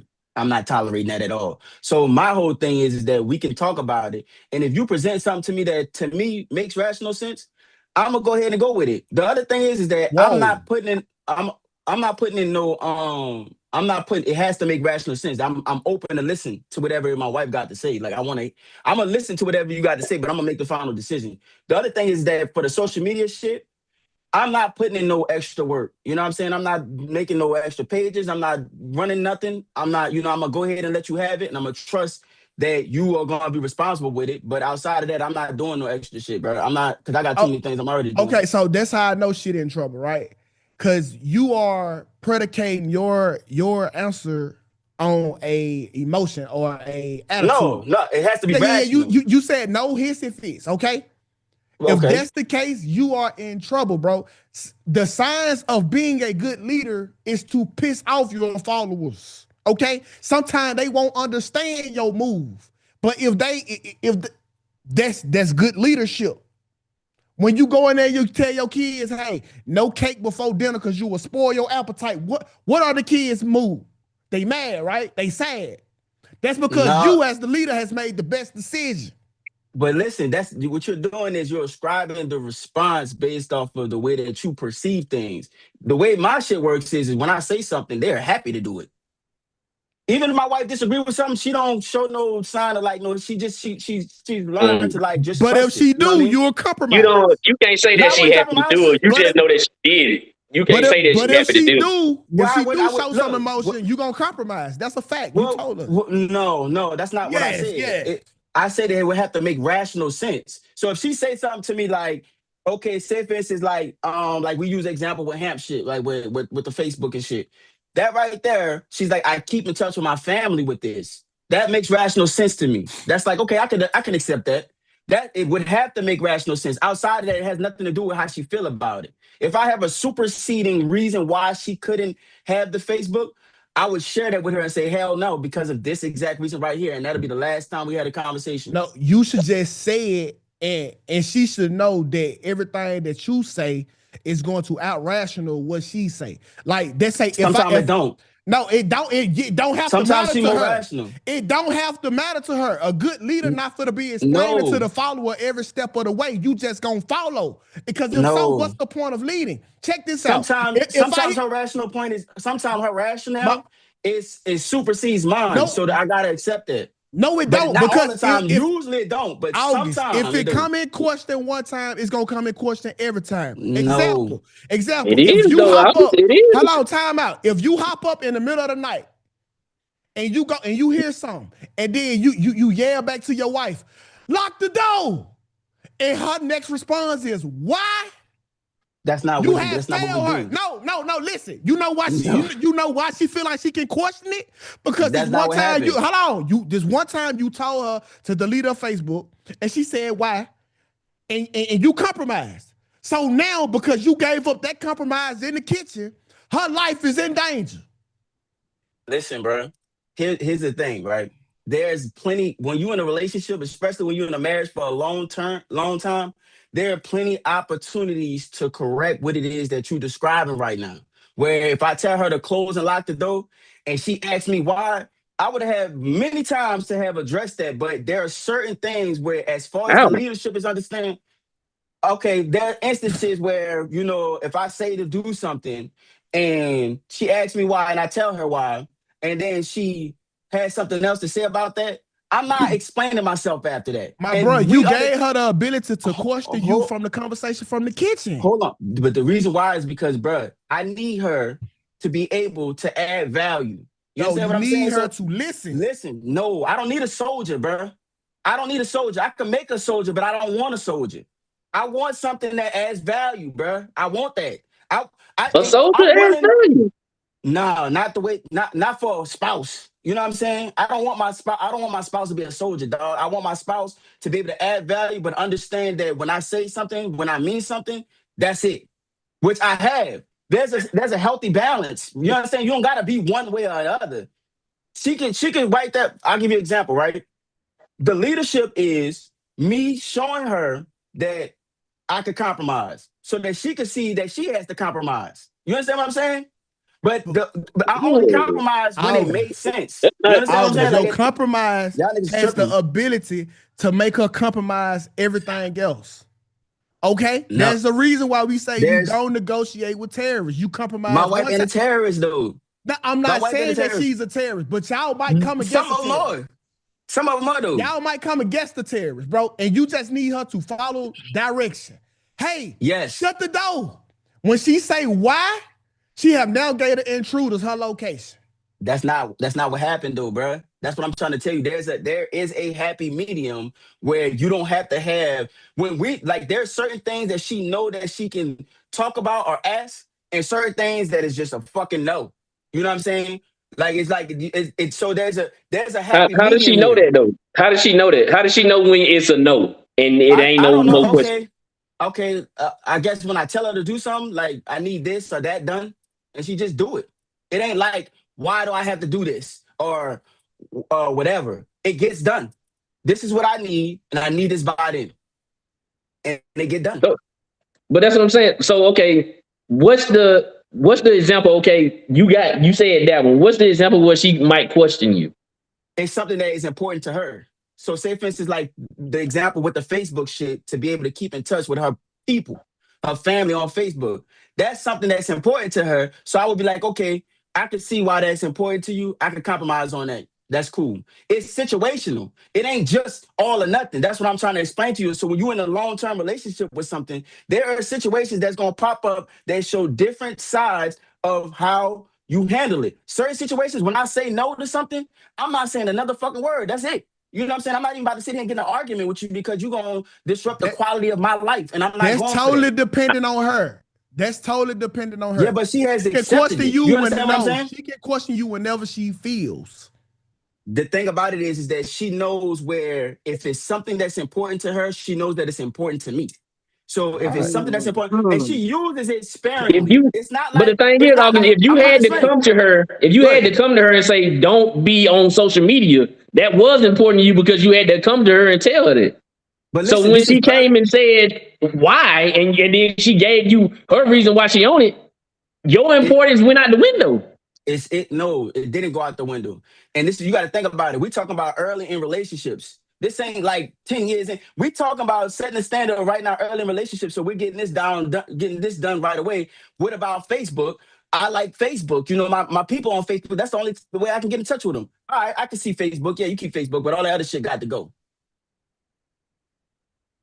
See, that my thing is always this with the social media thing. Is Facebook, you can do everything on Facebook, you can do on Instagram. Ain't nothing you can do that's different. And we try to distinguish that, and then now it's seeming like the Facebook thing is gonna be okay. It's nothing that you can do. It's nothing different that you can do on the app. If your girl gonna listen, she gonna listen.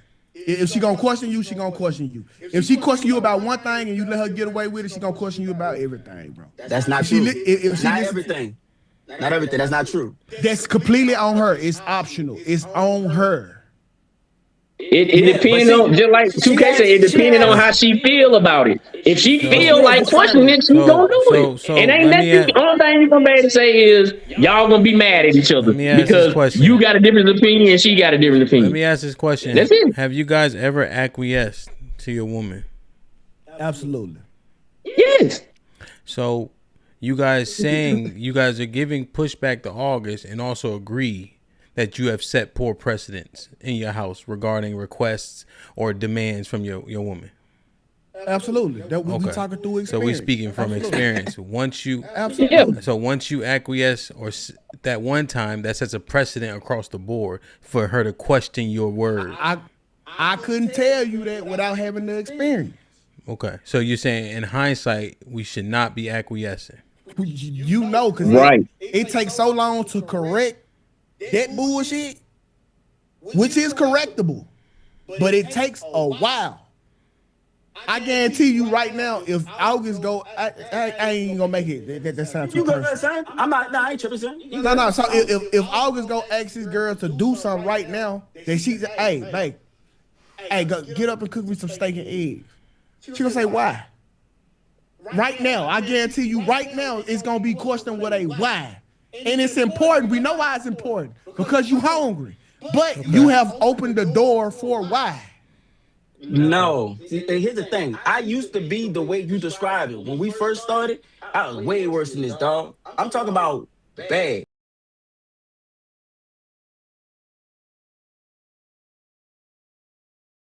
I wanted her to be happy and enjoy everything I'm building for her. Like, I used to be real fucking bad, dog. Like, cutthroat. You guys, anybody know me? It's not good to be like that. Like, there's a certain level. It's good to have a healthy balance. And the reason why she would ask me why is because we got food in there already. And usually, I probably order some shit. It wouldn't be why because, you understand what I'm saying? You know what's so happening? that means you making crazy decisions then. So that's what, and now that might be it. Because you saying you all of a sudden you got the logical decision, oh, we do got food in there, but you when it asked for this, now you saying, oh, okay, now I don't need it. That's what I'm saying. Depends That's on why how she would feeling. ask why. That's the only reason why she would ask why. So you guys agreeing that the PhD ain't we don't. I think the thing is we're not understanding by what he's saying is contradicting what he's saying. No. So we're not saying that he's not right in what he's doing. He's contradicting. No. I'm saying I'm always thinking about the topic. You guys are in real time disproving that the PhD elevated education the problem. It's the nigga in a relationship.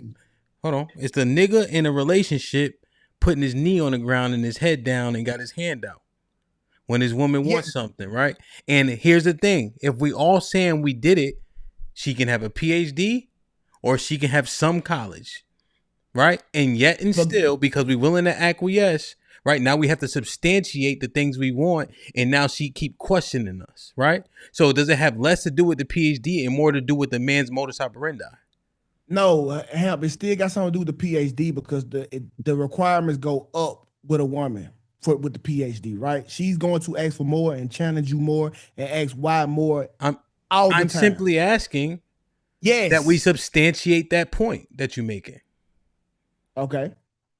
Right? Because we are saying that we have that experience, yet and still our wives don't have the same level of education.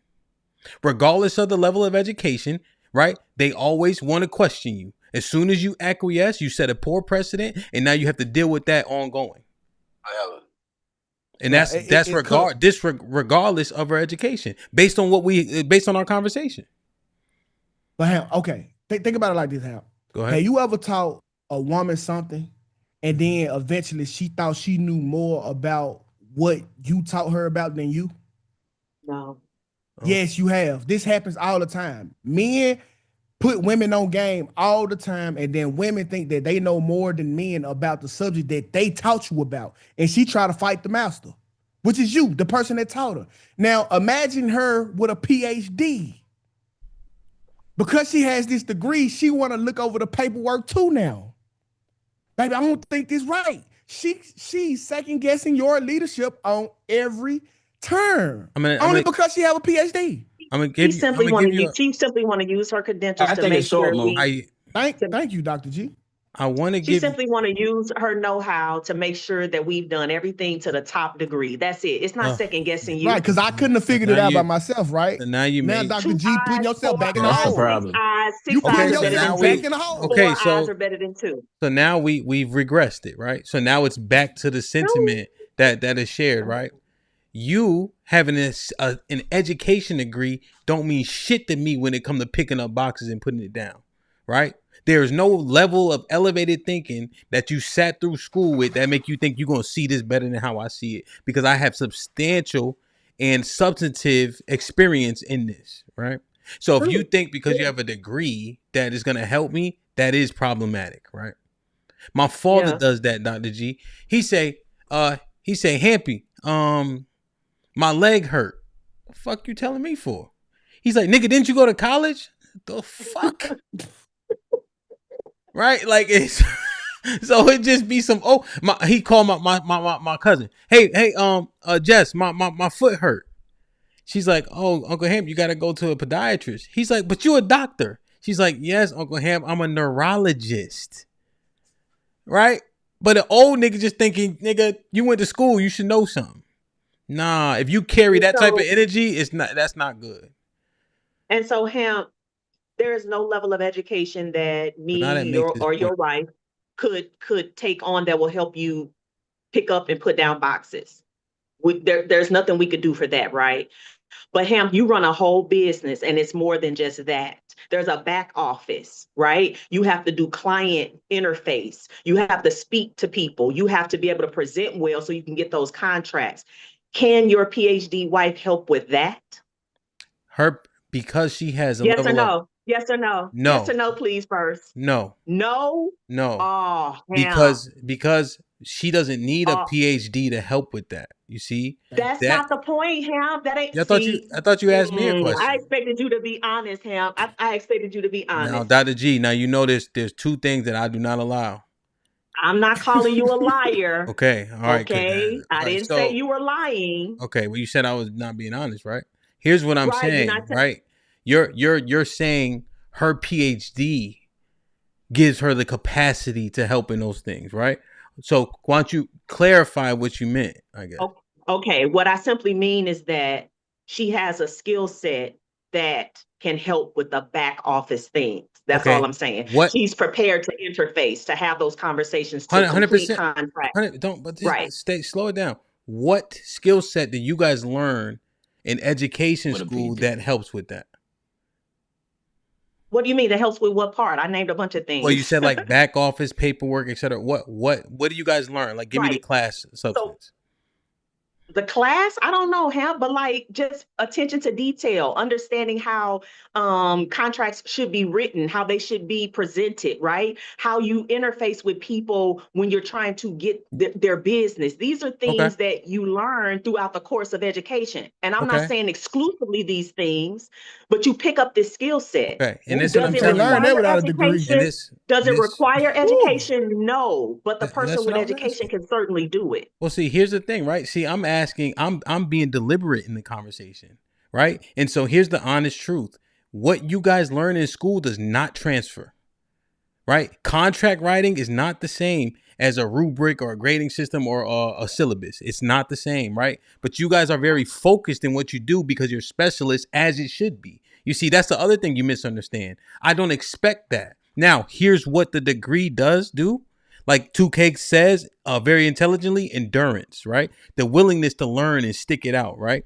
That acumen to understand things, right? And do it for that long, to defend your thesis. You see, that level of acumen, that person can be taught just about anything. You see, I'm being deliberate, Dr. G. I'm not being disingenuous. Right, I'm being deliberate in the conversation. Okay, so Hamp, I named some characteristics. You said no. You came back and named different characteristics that her PhD has availed her that does complement the business. That's the point I'm making, sir. You could That's do it it. without a PhD. Excuse me, 2K God. This is the problem, Dr. G. You said these things that the PhD does, right? I'm saying that PhD is not a one-to-one transfer to what we do. However, her qualities and traits, right, that she developed in pursuit of that PhD are the key. That's all I'm saying. But Dr. G, you keep saying that. You're not saying what I'm saying. You didn't say what I said.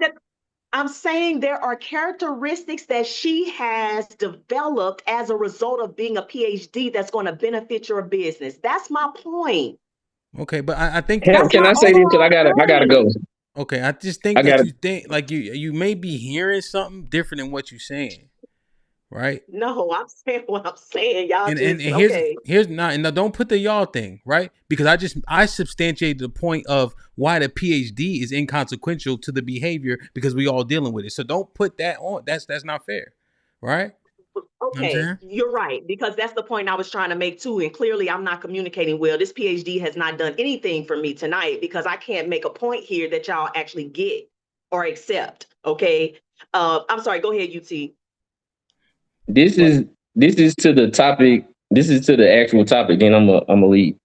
See, I think 2K been saying it, but I think people been missing it. Okay. The PhD, you gonna have the headaches, right? With either woman, the one that's at McDonald's or the PhD, but it's more with the PhD. It just is. How? Right? And we that's been my question, Dr. G. Oh, sorry, Dr. G. UT.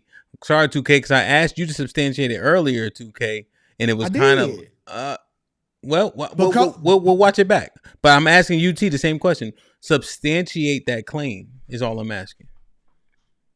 Because she know more. Not you. She's going to. She know more about what? Because she has more knowledge. She's PhD not willing. Graduate. She's not willing to. She's the one in McDonald's is more willing to listen, and it is not by that much, but it's something that we see. You can tell it, you can see it, and you know it.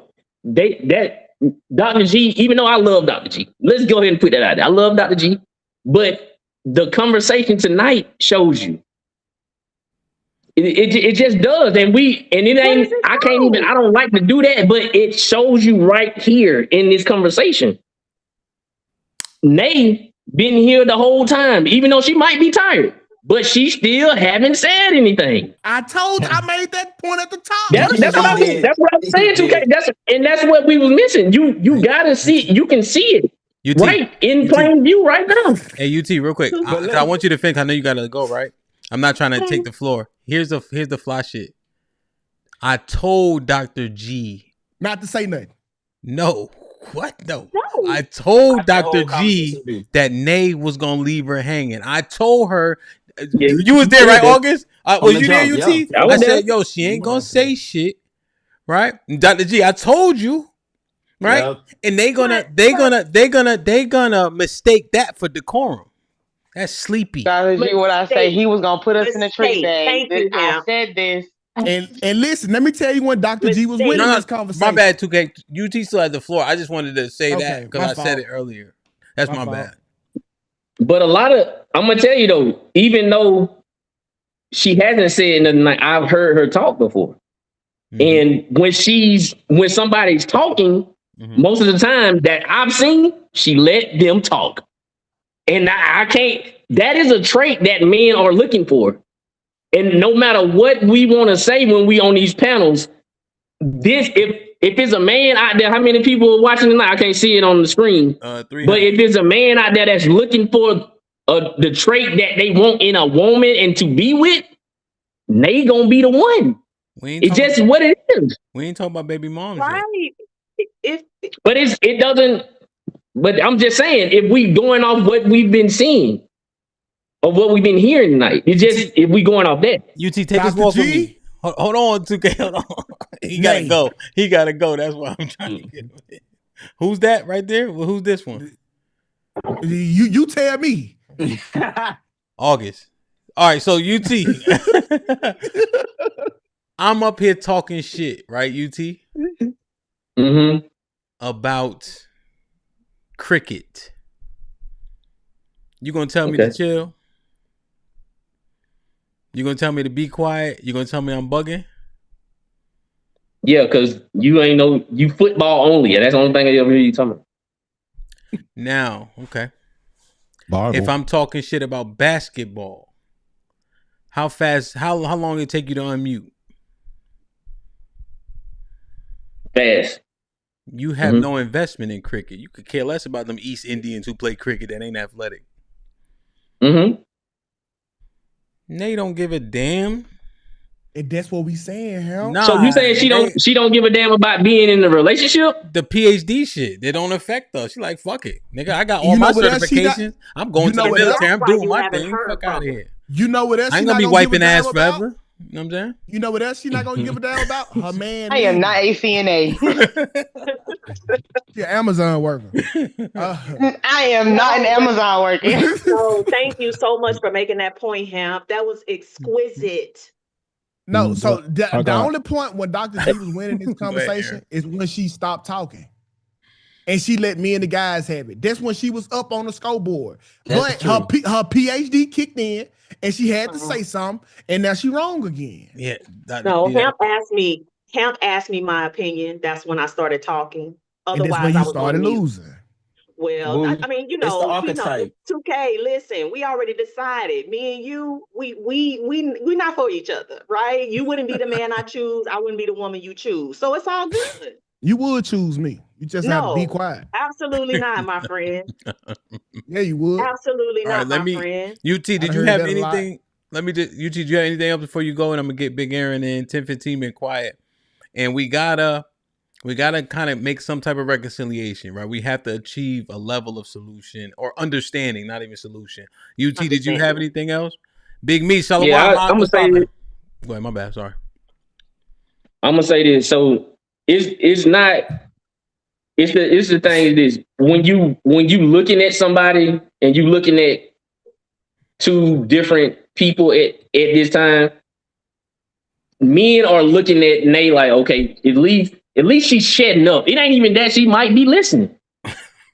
And she might not give a damn what we talking about, but she's not talking. And that is enough in this world today for us. So we like, at least she don't shut the fuck up.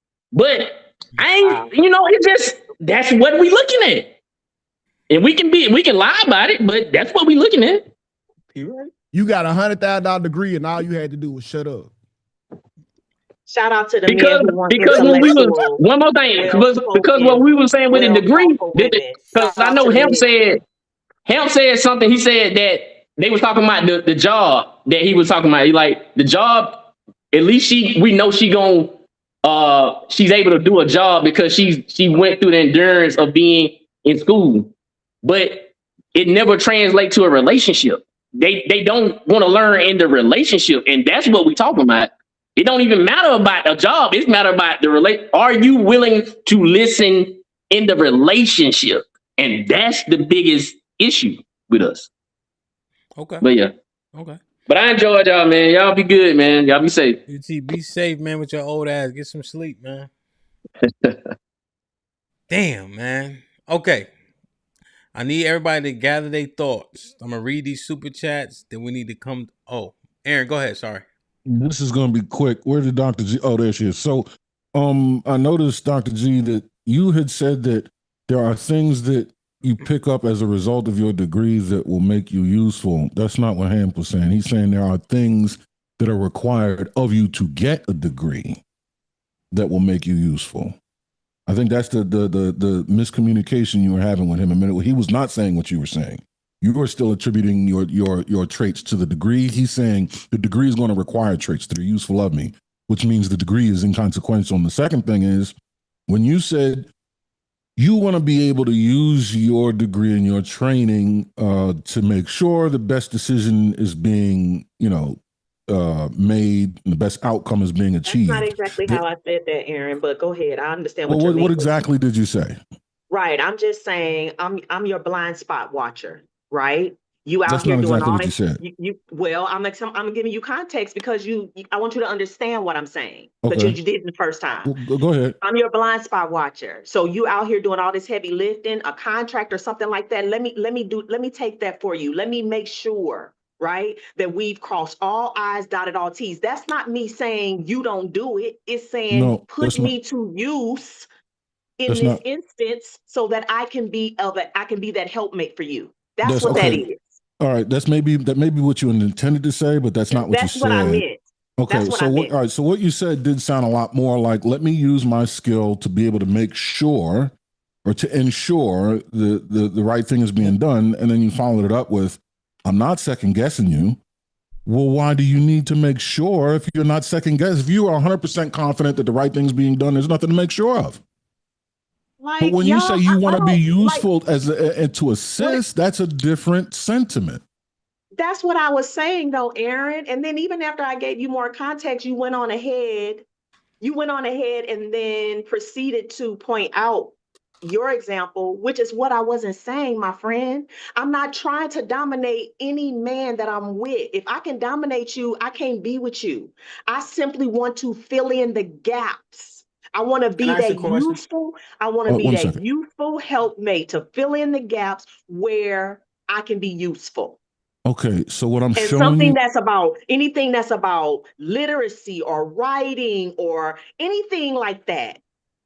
What I'm put me in the game, coach, because I got you on that. You don't have to worry about that, my man. I got you. I got us on that. You can go and do other things if you know what I'm saying, because I can fill in the gaps right there. That's what I'm saying. What I'm showing you is the things you're communicating are not congruent with the things you intend to communicate.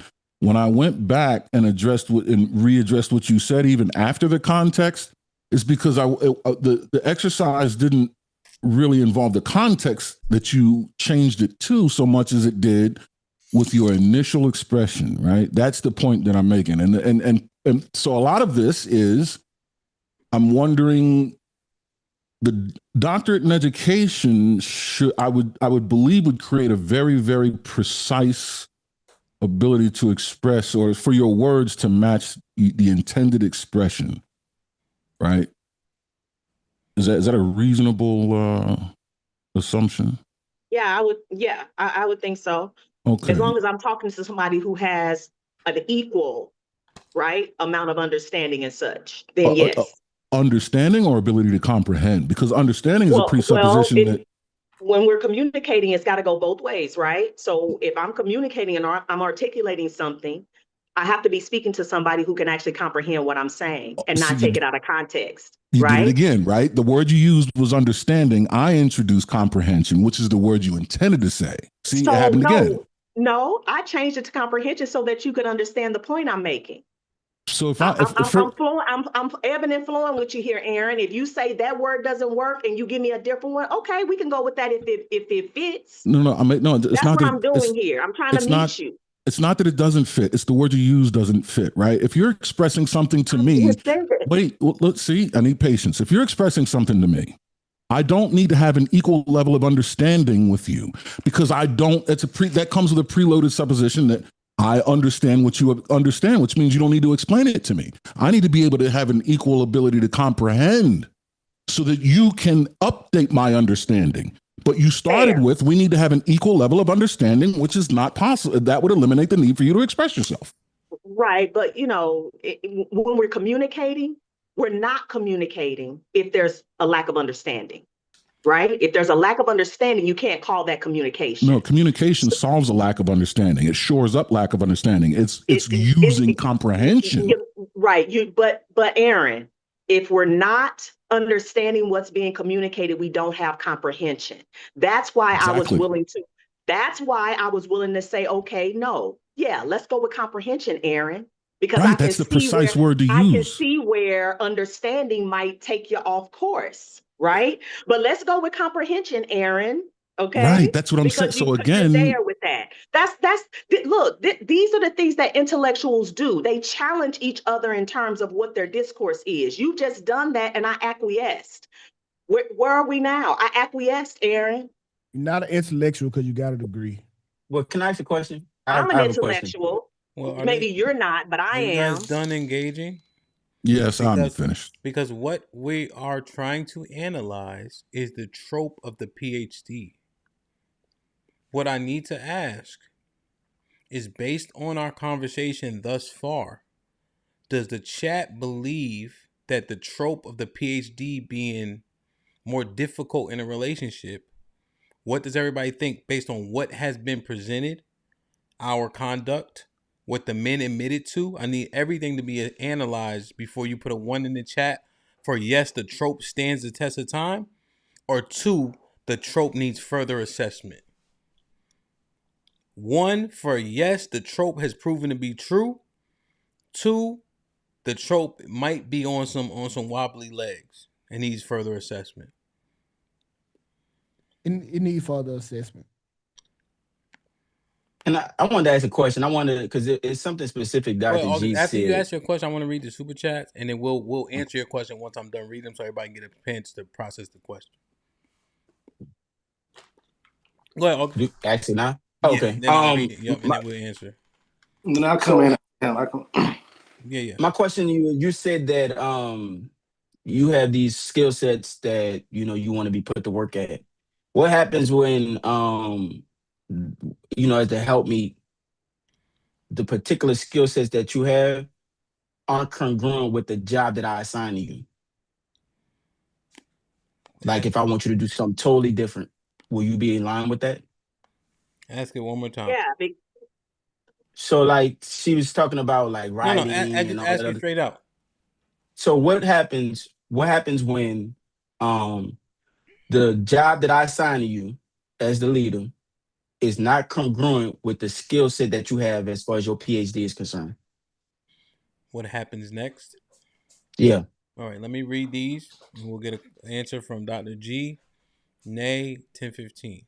Onikasu with the $2 says, Doctor got to be playing stupid because it's too early. You want to respond to this, Dr. G?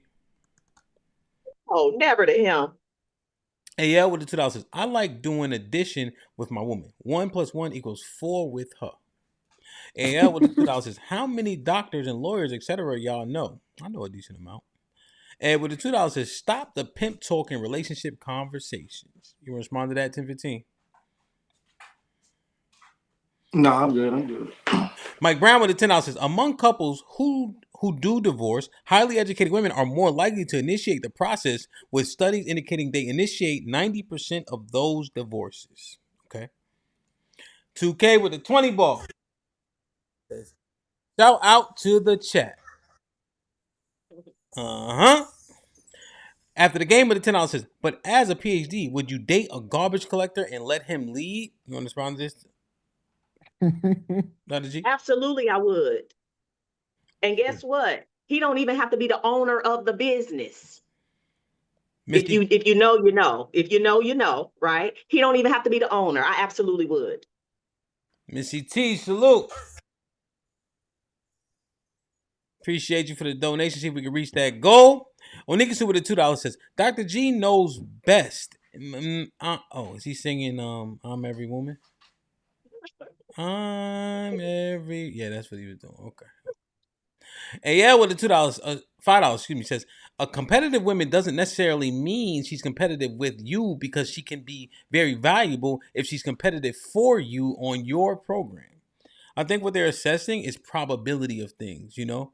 I think there's one trope, AL, that I am vehemently against. When they say, I want you to be mean to everybody else but me. That's unrealistic. Yeah, if that's I'm crazy. mean, eventually it's going to come home to roost. Right? The same thing applies with somebody who's quote unquote competitive, right? It's impossible to eliminate it 100% of the time. That's all. We stream with the $5 says, black women like her always want you to justify your position. Shit sounds exhausting. You respond to this, Dr. G? No. Mr. North was popping with the $10 says, it seems like there are a whole lot of women who can say what a good leader looks like. Doesn't seem to be a whole lot of women who will say what a good follower looks like. I got to do that conversation. We stream with the $10 says, Hamp, you going to do a show about followership? Yes. ASAP. We stream with the $2 says, Dr. G equals... You respond to this, Dr. G? Equals what? I didn't hear what you said. I'm sorry, I can't see it. He's saying that. Oh yeah, no, absolutely not. That's the peanut gallery. AL with the $2 says, Dr. G, you proving their point. Fat Boy for Life with the $5 says, I know y'all better stop talking crazy to my Dr. G. Mr. North with the $10 says, Dr. G, does your degree and 6-figure salary make you a better follower, or do you think they make it harder for you to be a good follower? Do you think most women would have the same answer as you? Probably, to answer the second part first, probably other women with PhDs would have the same answer as I do. With regard to me being a follower, see, that's why I kind of laid out the kind of man that, you know, that's going to be attracted to me and that I'm going to be attracted to. In that situation, sure, absolutely. Yeah, so Dr. G, do you think that all of your achievements and your monetary gains make it more difficult for you to follow most men? Or it's a non-issue? Most men, yes. Most men, yes. Yes. Most men, 2K, sure. But 2K. I only need one. Look, you go. I only need one man, so it don't matter. I only need one. So most men, yes. But that's because most men, they just not gonna be able to do it. No, it's fine. It's fine. It's just saying, because remember, we're assessing the trope. That's what we're assessing. Y'all got to be trolling. Just saying, like, we're gonna be honest. All men ain't got it. They just don't. And it ain't no shot against them. I'm just not the woman for them. And that's okay. Be streaming with a $5 says Proverbs 21:9. It is better to dwell in the corner of a roof exposed to all kinds of weather than in a house shared with a nagging, quarrelsome woman. Mr. Norfolk the 10 says, I think it's not to say she can't have an opinion on matters. It's to say even if she disagrees with his decision, or if he doesn't want her opinion at all, will she still follow him? Yeah, okay. AL with the 2 says, it's not about the degree, it's about her character.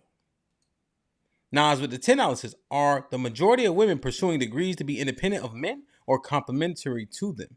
Women are outperforming men across most levels of education, from kindergarten through college.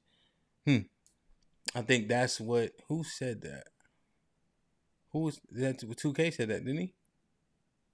I think that was me. He's saying it's all like competitive or something. That was August. Okay. Yeah. August said that. Yeah, with it. Mike Brown with the 20 ball says Aaron for president. Like, share, subscribe, tell a friend and tell a friend. Hit that like button right now if you can. That helps the channel the most. Ask the question one more time, August. My question is if the assignment or position that the man you would put you in isn't congruent with your PhD. Because when you was making the argument with Aaron a little earlier, you was very specific about what you're good at, right? But what if the assignment that your man put you under is not congruent with your PhD at all? What's gonna happen then? Right. So I was only sharing the things that are congruent to the job of the contract. The scenario we gave with the reading of the contracts and such. So I was speaking specifically to my skill set for that. If the things that I've learned with my PhD are not congruent to the job, then I'm looking for my man to teach me what I need to do. Show me what I need to do. No, I'm asking you, like, say for instance, like where he positioned you at as the help me isn't congruent with anything that your PhD has, anything that's involving your PhD, but you're gonna have to do this under his program forever. Right. What happens then? Then that's what I'm doing. And if I was thinking you were saying my PhD doesn't give me the skill set to do this thing, but you're just talking about willingness. You're just talking about willingness. Yeah, willingness. Yeah, absolutely. Yeah, For my man, yeah, of course. That's where I think. That's where I think people they have these assumptions about women who've aspired to better themselves with education, right? For me, I said this.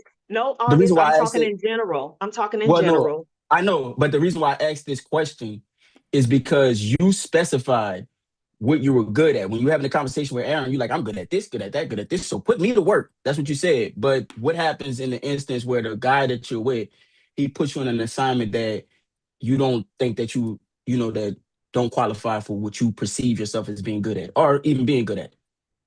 Right. So I only named those things before because it matched with the scenario we were speaking about. Those aren't the only things I'm good at. Okay. I have a multitude of talents and experiences and skill sets. So, if I'm doing something that doesn't relate to my education, then I'm doing something different. And that's fine too.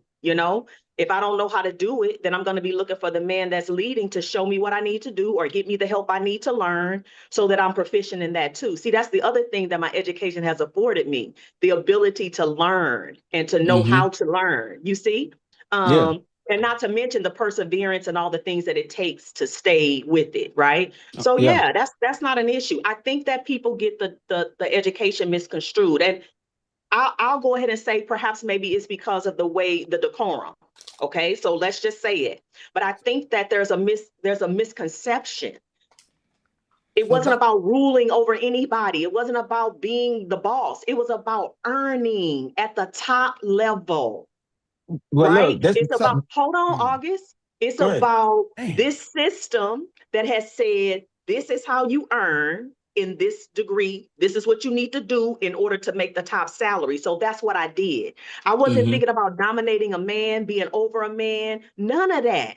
As a matter of fact, I never thought my education would be used against me. I never thought that men would walk away when they hear doctor.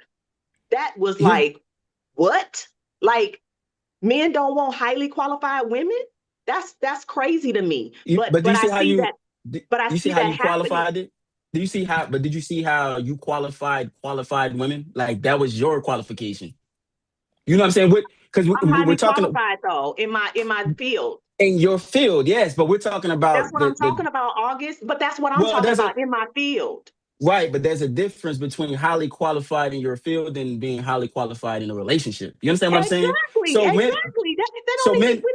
Men may not be looking for women that are high. Well, listen, men aren't looking for women that are highly qualified in your field. They're looking for women that are highly qualified for relationships. And the reason why we weren't talking about a relationship. We were talking about my ability to do the job that my husband has asked me to do in a relationship. So the reason why I asked that question is because it seems like it's a waste for you to have gone through all of those years of toiling to progress to a PhD, to submit yourself to a man that tells you that your job is to cook and clean to the day you die. Right. And see, that would be the man that I wouldn't be with. See? Because the man that I'm going to choose is going to want me because I'm an intellectual. The man that I'm going to be with, he's going to be proud that he has an intellectual woman who can think, right? That's the man I'm going to choose. I'm not the woman to be barefoot and pregnant. That ain't my role. You get somebody else to do that.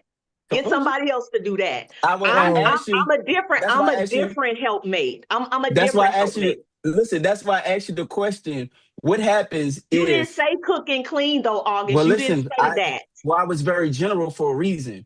I'm glad you were general because so now listen, that you're specific, hold on I'm a saying, second. Look, now that you're specific, I don't want no parts of that. Hold on a second.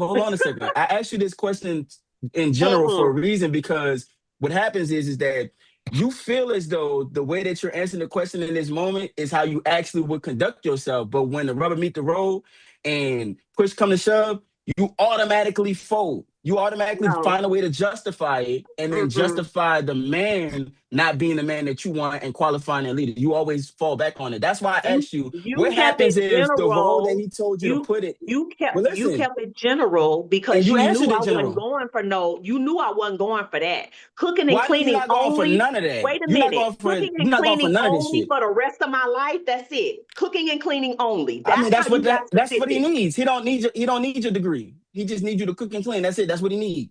He's accomplished everything. The guy that's on your level that make more money than you, he don't need none of that shit. Okay, you didn't add that context either, August. That's new context. Now tell me about this man again. He what? Well, if he's asking you to do that. Wait a minute. No. Back up, August. Repeat the kind of man that you're talking about again. The man that you want, the man that you're looking for. That's what I was talking about. That what? That's above your level. That's on or above your level. And what else? You see, you won't even say it. What am I saying? What am I missing? You said the man that I want that earns more than me, right? Right. Did you say that? Yeah, the one that earns more than you, yes. And he's above my level. So I'm thinking you're meaning intellectually, financially, all those things, right? Yeah, he told you to go cook and clean. Okay, hold on. When I answered the question from the beginning, that was not the context from which I'm thinking through, right? That wasn't the lens that I was thinking through. What lens were you thinking through? That it was going to be a regular, everyday man, like the regular men that I date, like the regular men that I like. They don't necessarily earn more than me, right? They don't necessarily have PhDs. So I'm thinking about just the regular guy. But now you're talking about a different type of guy. Yeah, and you would do it for him. Because he can take care of me. I don't need to do it. Right. Because he can take care of me. Hold on. He don't even need my income. You said he's a high earner, higher than me, intellectually, financially, all the things. There's no need. My money doesn't do anything for us. Wait. But the regular everyday guy, my money is going to benefit us. Please. And so wait. Remember what we are trying to assess.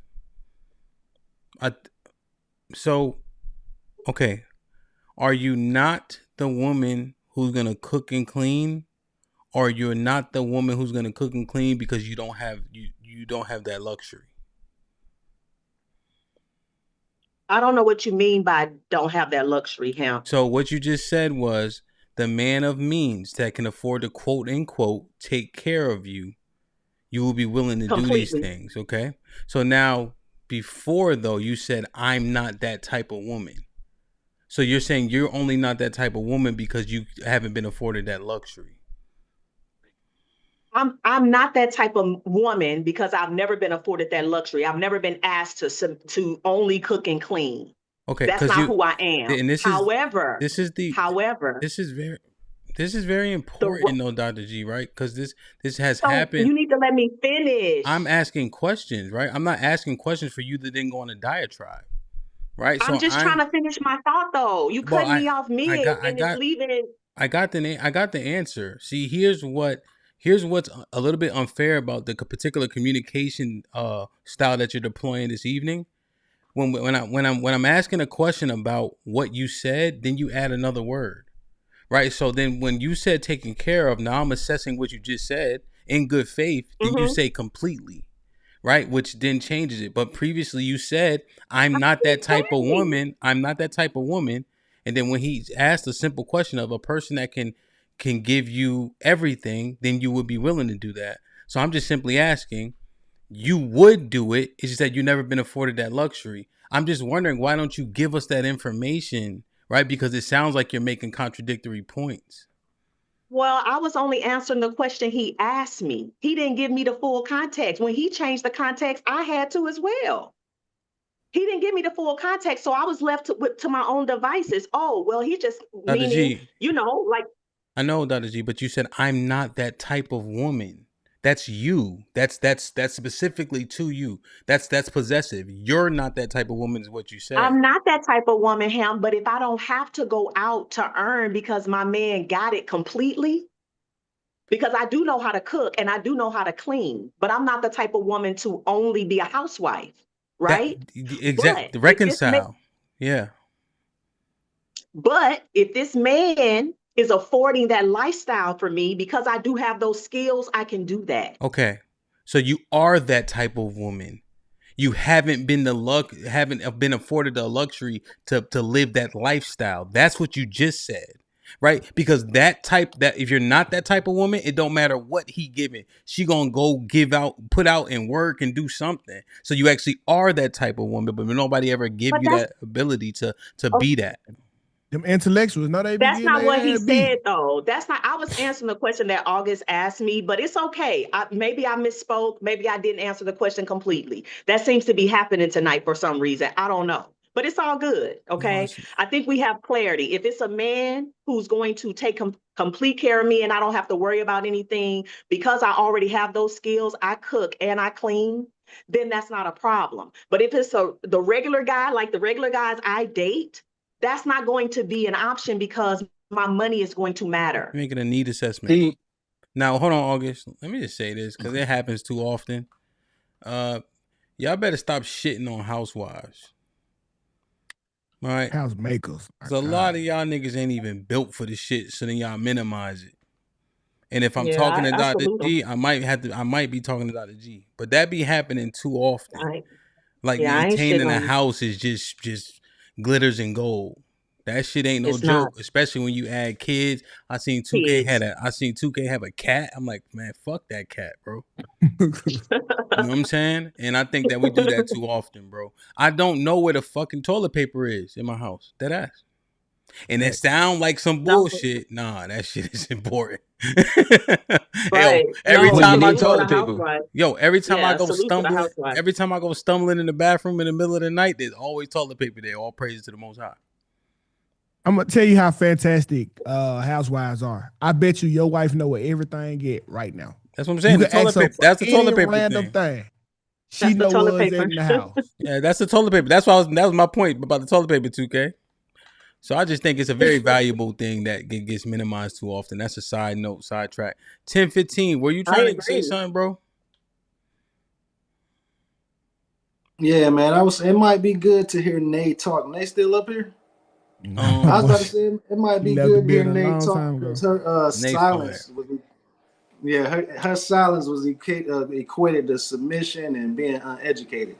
You know what I'm saying? Because initially I felt like we were saying that the money was the problem.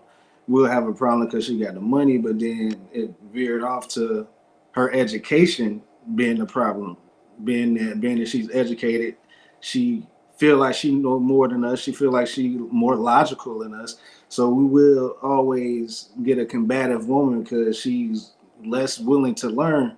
See me, I don't really have to acquiesce. I really don't have to do that because I know when it comes to marriage and relationships, both parties have to compromise. So when I come to my woman with my regulations, I already done did the mathematics. You know what I'm saying? So my logic is the only thing that matter. Like whatever she think is not, it won't be logical at all because I already done did the mathematics.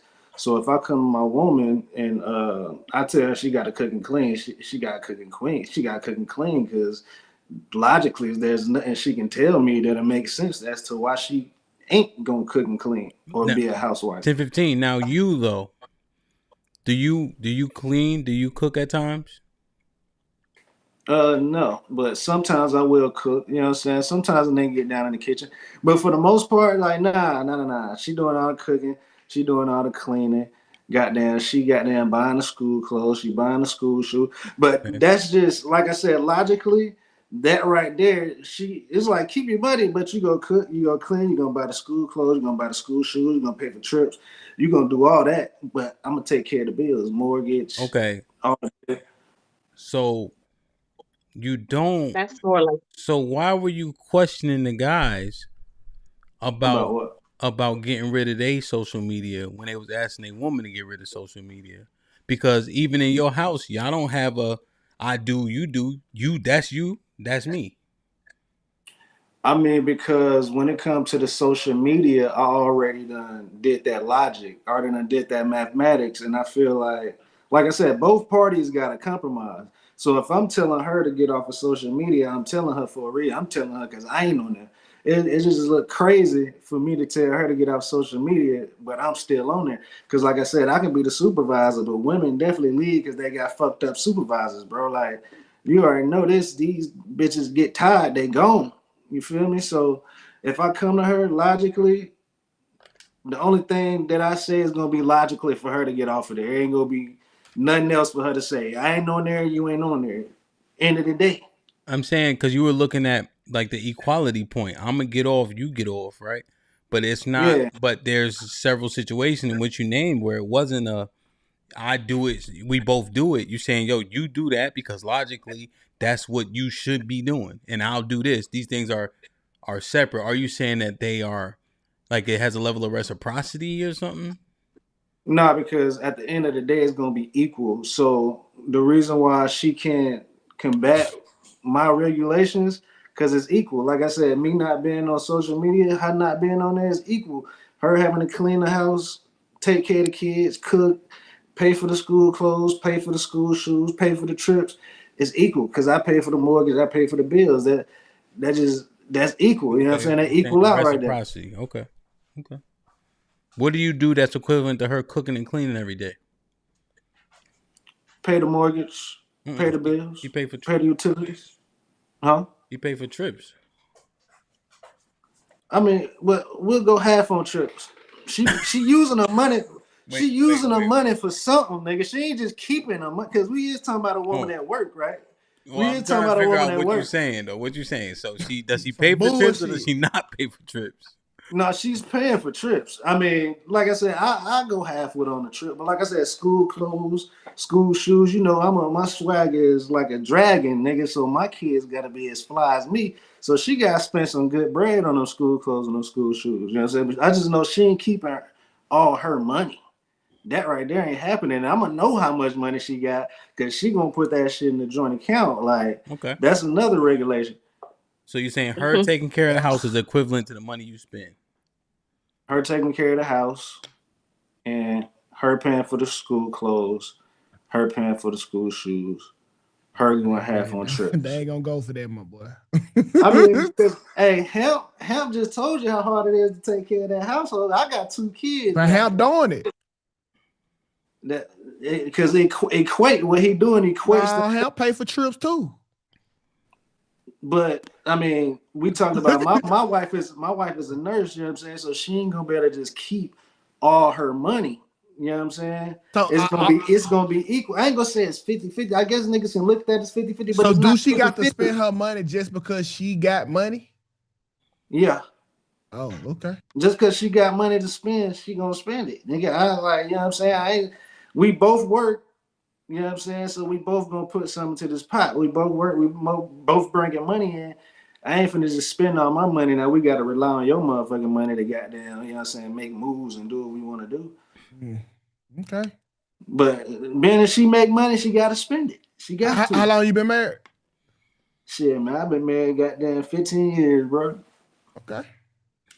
Damn. I just want to go on record and say that I 100% don't believe that Dr. G is going to, submit to a man that says taking care of 100% of everything. I honestly believe that there's going to come a point in time where she's going to get so bored with things and want to have a say-so about things. And the reason why I say that is because a tiger don't change their stripes, and how it will be a transformation of a personality for you to transform into the person that is congruent with that. You would have to divorce everything you know about life to submit in that form, like absolutely everything. And that is, that's a tall ass.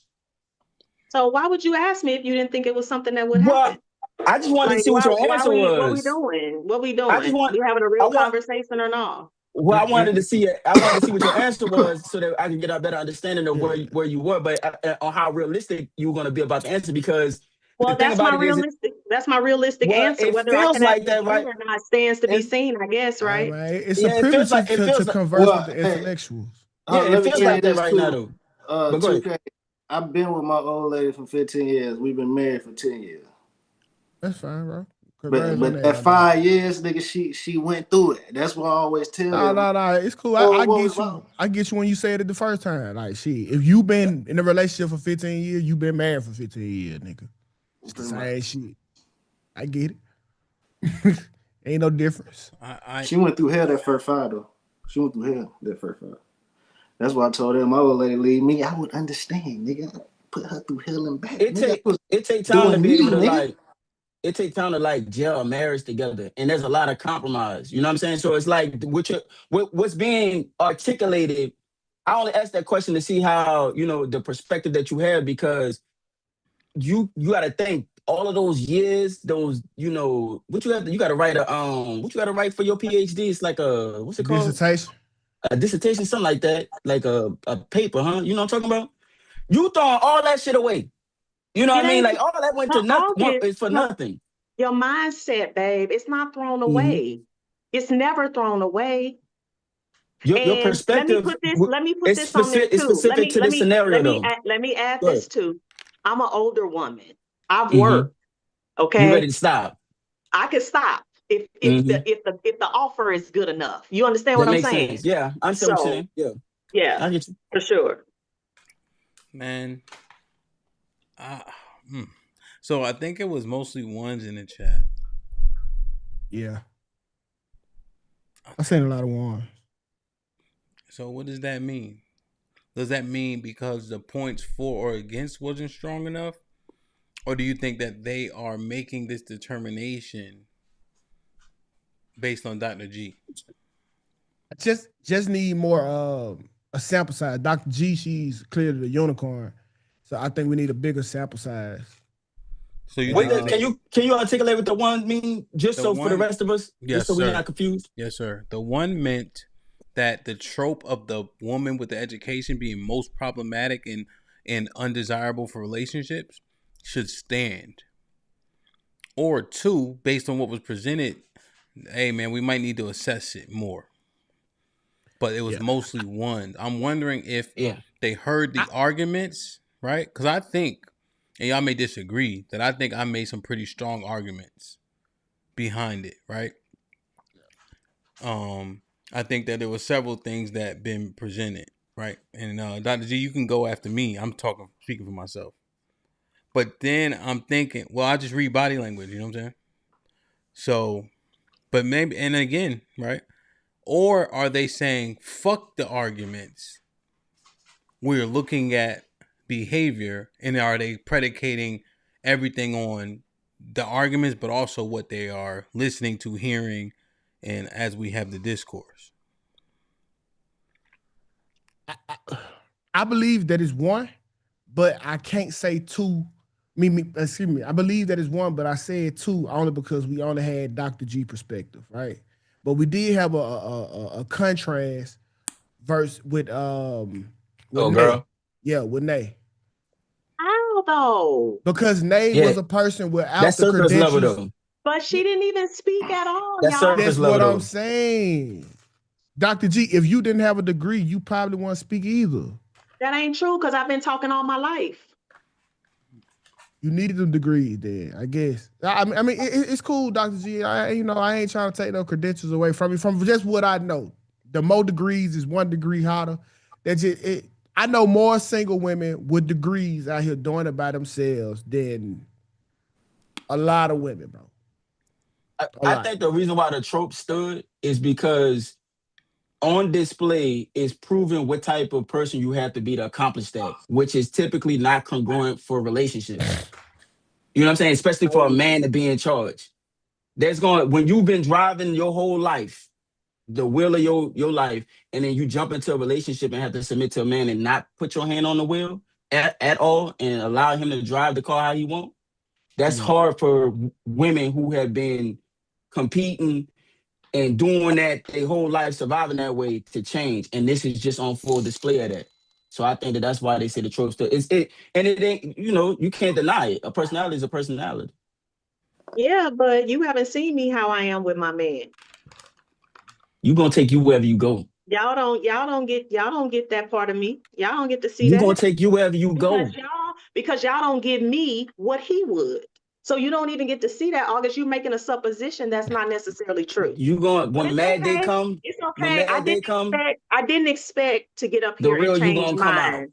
I didn't expect to get up here and change minds. I already knew pretty much what the majority of you guys thought about women with credentials, because we have these conversations all the time. So I'm not surprised, It's just a consequence of the circumstance, It's just when mad day come, you take you wherever you go. So the person that you are right, exhibiting, and I'm a good person. I'm a nice person. I'm a loving person. That's right. not to say. That's not to say none of that. That's not to say that. This is what I'm saying, though.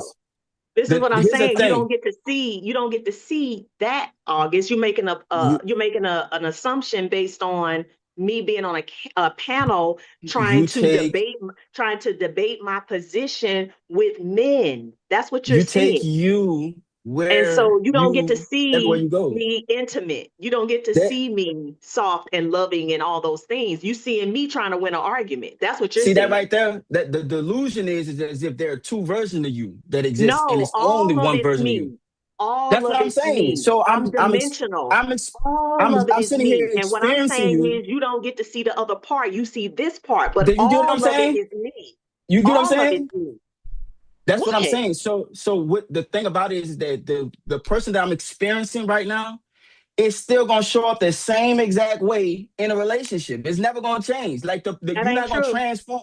You're just gonna see the other part. You'll see this part, but you'll see the other part, and so it all meshes together. It all meshes together. Listen. This is why the idea of conditional submission is a falsity, because you can't be conditionally submissive to a man. Hold on a second, let me finish. You can't be conditionally submissive. Either you are or you're not. Either you're a leader or you're a follower. You can't be both. You can't turn it on and turn it off. So you gotta, the better a woman understands herself and realize that about herself, the better she gonna be in making better choices in men and lowering her value to where it belongs, for real. I mean, we can stop talking. Like I said, I already knew what it was, but I'm here anyway, right? Hold on. Let me tell these fools in the chat. Hold on. Let me tell these fools in the chat, bro. What I said is equal. Cause my old lady a nurse, but she don't work at a hospital. So she work regular hours. You know what I'm saying? And I work 12 hours. So you say she got 2 jobs because she got to take care of the house. Shit, I got 2 jobs because I work more hours than her. And that mortgage is definitely way more than shoes and clothes and cooking and cleaning. Nigga, because what y'all niggas think I got a dirty house or some shit? Nigga, don't even take that much to keep the house clean. Nigga, it's already clean. She don't even take that much for to clean the motherfucking crib, bro. Like, my shit is clean. She ain't got damn, you know what I'm saying? She ain't cleaning up no dirty ass house every motherfucking day. So, I mean, it is equal than going half on trips. Bro, I pay way more. I work more hours. Nigga, the house is clean. Nigga, how much cleaning do she got to do? Cooking every day? Like, this.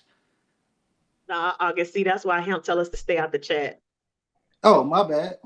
So, to me, it is, y'all can say what y'all want. It is equal, bro. Taking care of my house really ain't no big task. My son is 10. My daughter is 15. Like, you feel me? Come on now.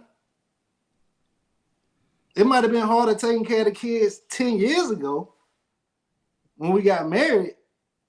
But, bro, that shit is equal, bro. So y'all niggas will just chill on out, bro. You talking to the chat? Yeah. My bad. My bad. Yo, well, Dr. G, I mean, going at it. Nigga going in right now. Dr. G, let me ask you just a simple question. Do you think that based on tonight's conversation, what you had to offer, do you think that, how do you think you did in terms of the trope itself? Did you think you were able to combat the trope appropriately, or you didn't do the trope any favors?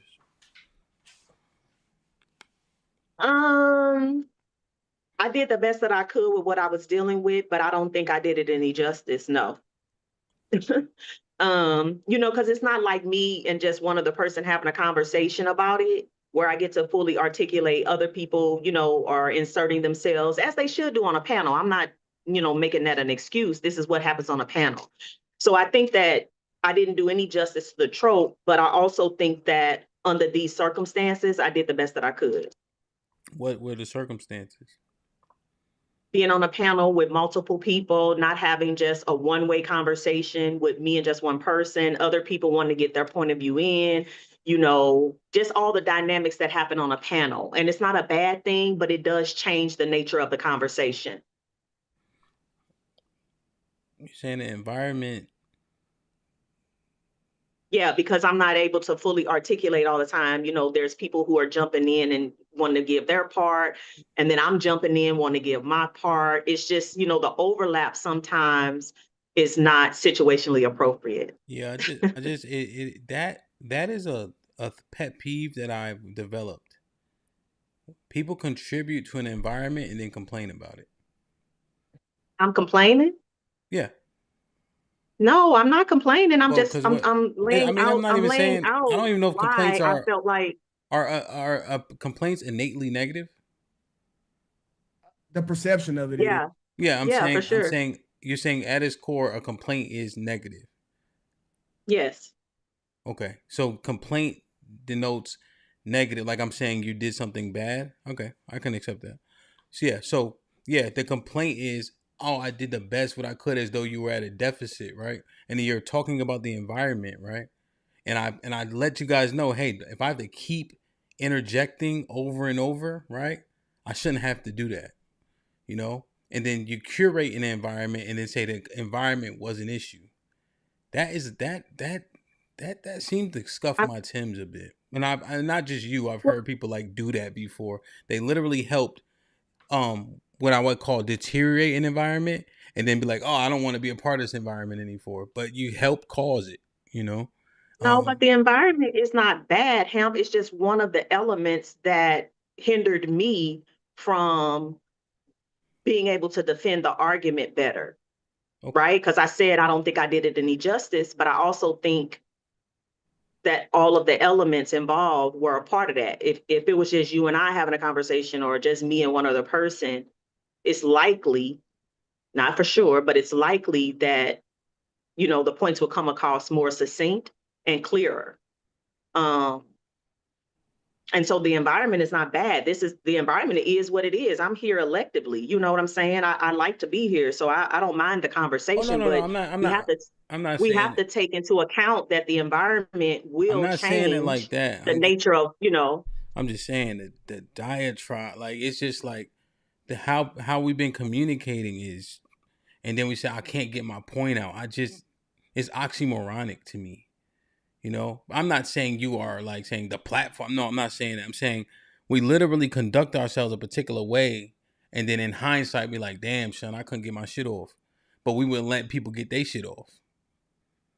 So it's just like, how do we operate? And we want things to be conducive, right? I just think that's a little bit of a cop-out. Now, let me ask you, what were you trying to say that you think got missed?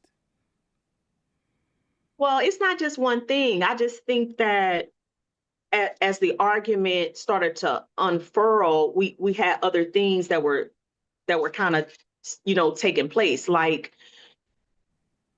the idea that I'm being compared to Nay, and not taking any issue with Nay, but to compare me with Nay when she's not even really contributing to the conversation on purpose. She wasn't contributing on purpose, right?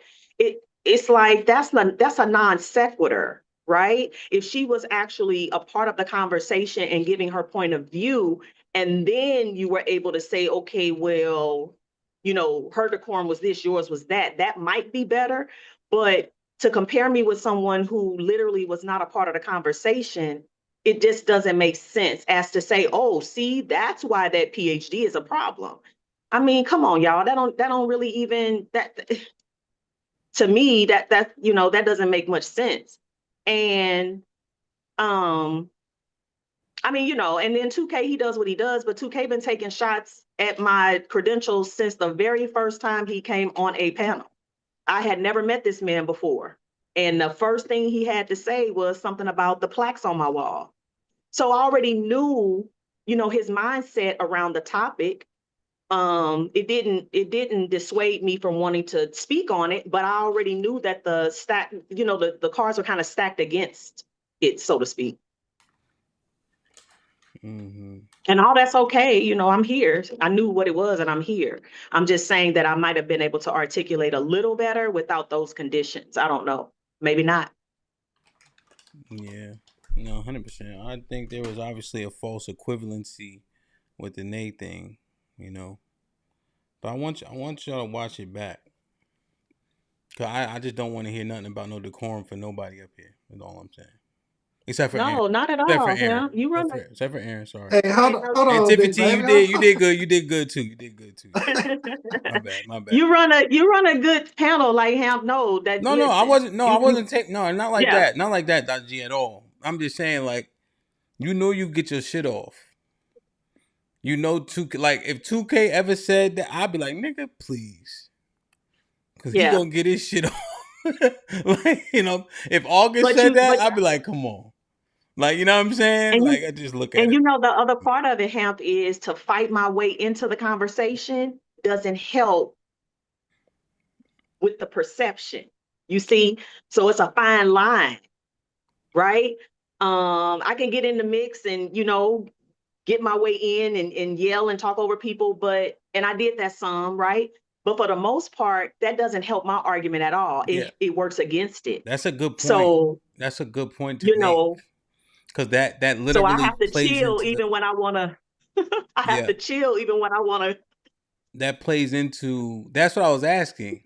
So even 2K was actually fair with his assessment of giving it it's a 1, but the 2 is close, because if they push you, right, and we having fun, and 2K gonna do what he do, and y'all go back and forth, it literally is the trope, right? But even when 2K was asked, he said it's probably a 2. We probably still gotta go a little further with it, because it's unfair to just pigeonhole it to just you having a debate on a panel, rightfully so. You know what I'm saying? So, yeah. And I plan on watching it back too, because the exchange that Aaron and I had, I found interesting, because I thought I was communicating clearly, but then he pointed out where what I was attempting to say didn't land that way. So I'm interested in hearing that discourse, where that started and ended. Because his whole point was to share that, well, you thought you were saying this, but this is what you communicated, right? And so I just want to kind of see where that fell apart too. Yeah, I think I like that because Aaron is an intellectual as well. Absolutely. So now it begs the question: if the intellectual don't know what the hell you saying, I think he knew what I was saying. He was just saying that I didn't communicate what I thought I was communicating. Yeah. He knew what you were saying. Yeah. But it's not what I was intended to communicate, and so I appreciate that. I plan on watching it back and just kind of seeing where that kind of fell off. Yeah, 100%. Damn. Let's go. We ain't going to the baby mom thing. That deserves. I feel like this was Dr. G COVID last game. Like she put up a bunch of shots. So yeah, nobody talk more than you this game, Dr. G. I promise you. I thought he had 80. I don't know about that 2K. You got to be coming up in the running. You got to be. Yeah, I wasn't even number 3. Dr. G, you had more words than anybody episode. I swear. Well, I don't talk much on the panels anyway, so maybe I made up for it tonight. Yeah, you did a good job tonight for sure. Talking, you was talking your shit today, boy. Hella hot water. 60-point finale. This is like the AAVE conversation here, right? Like if I'm in my bag, let's go, right? Yeah. But that's why I ain't want to. That's why I said what I said, Dr. G, initially when I'm like, hey man, can y'all just, because I also ain't want to. Cause you was in your bag, so I ain't want to stifle your shit neither. You know what I'm saying? No, I get it. I get it. So I'm like, hey, I want to see how Dr. G act around real housemakers, like real submissive women, like real women who you think you are, right? Because I don't think who you say you are. Because you talking about you and your husband get another virgin. That's just like when people say the internet ain't real. When it clearly is. The people on here real. There's Loki. I just meant 2K. You don't get to see the full picture, so all you have is what I'm presenting to strangers. Yes, that's all I meant. No, but there's there's a whole nother part that you guys just are not privy to. We are who we are. This is how I act in real life.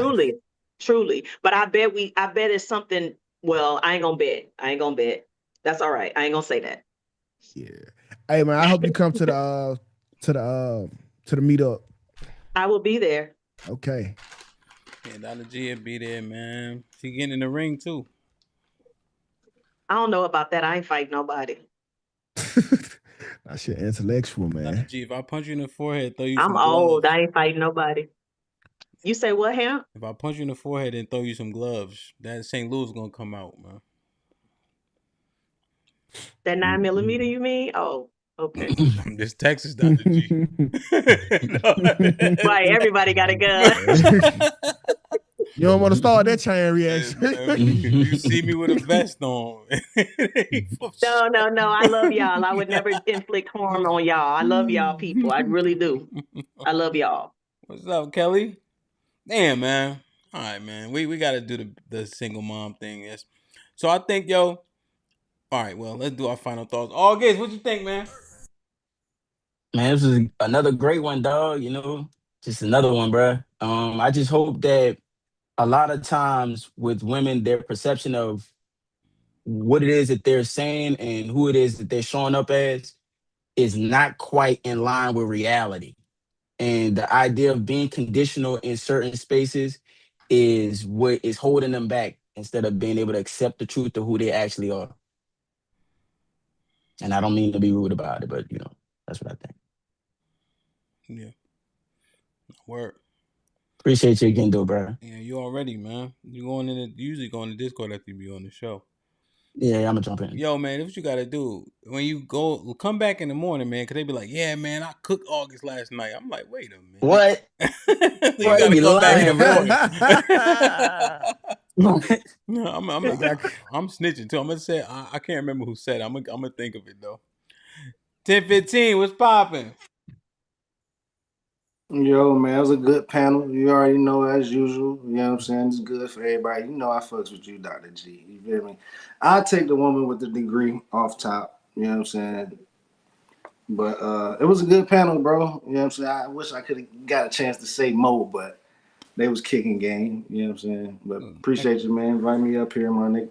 Always, man. Next time we're gonna get to the single mom thing to see how real that shit is too.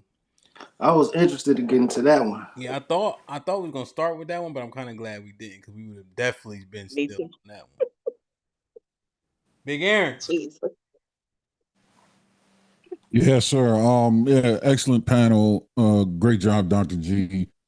I guess the kind of wisdom I like to leave with folks is no matter what education you have formally, the way you present your disposition, that is something that you are responsible for yourself.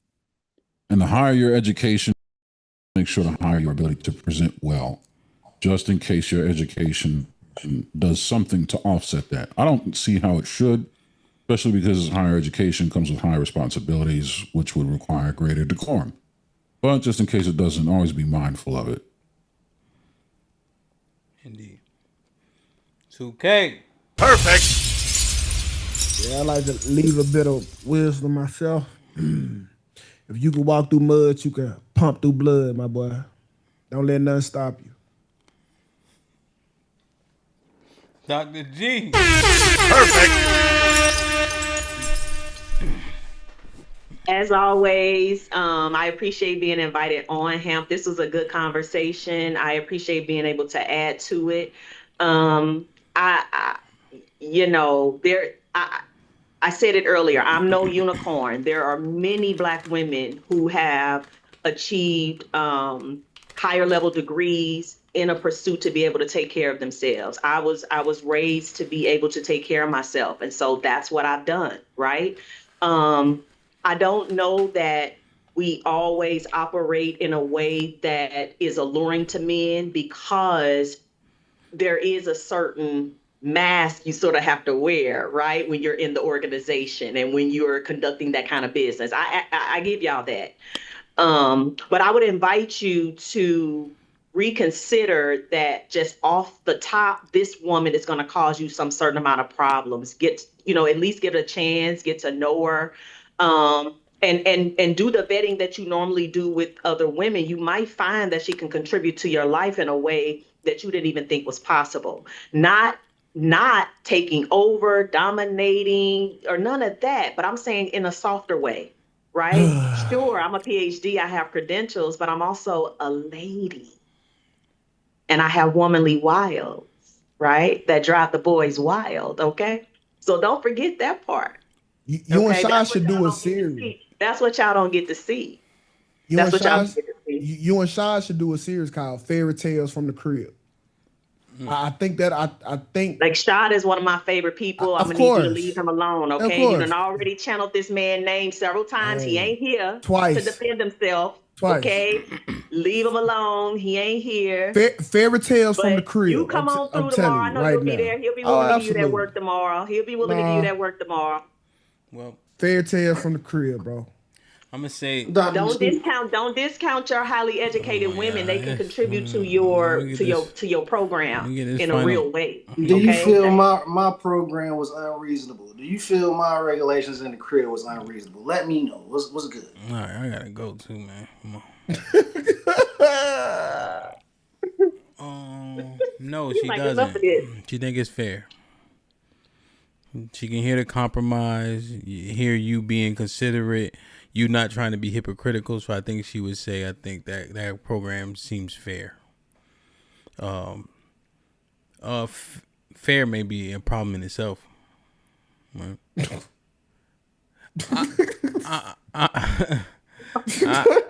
that went over his head. Yeah,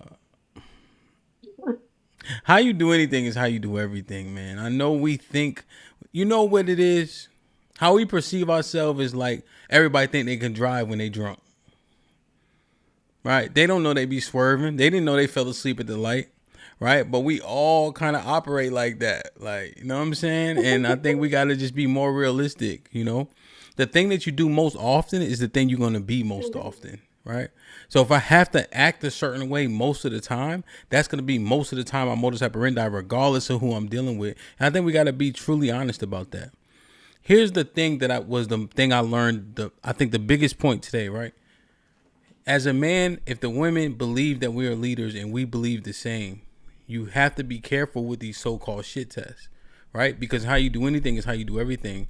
And once you set a precedent, it's set. And now you have to combat the bad precedent forever, right? I think you can absorb a level of, okay, the degree and stuff will give her this disposition, but we've admitted women from all the segments of education seemingly do these shit tests.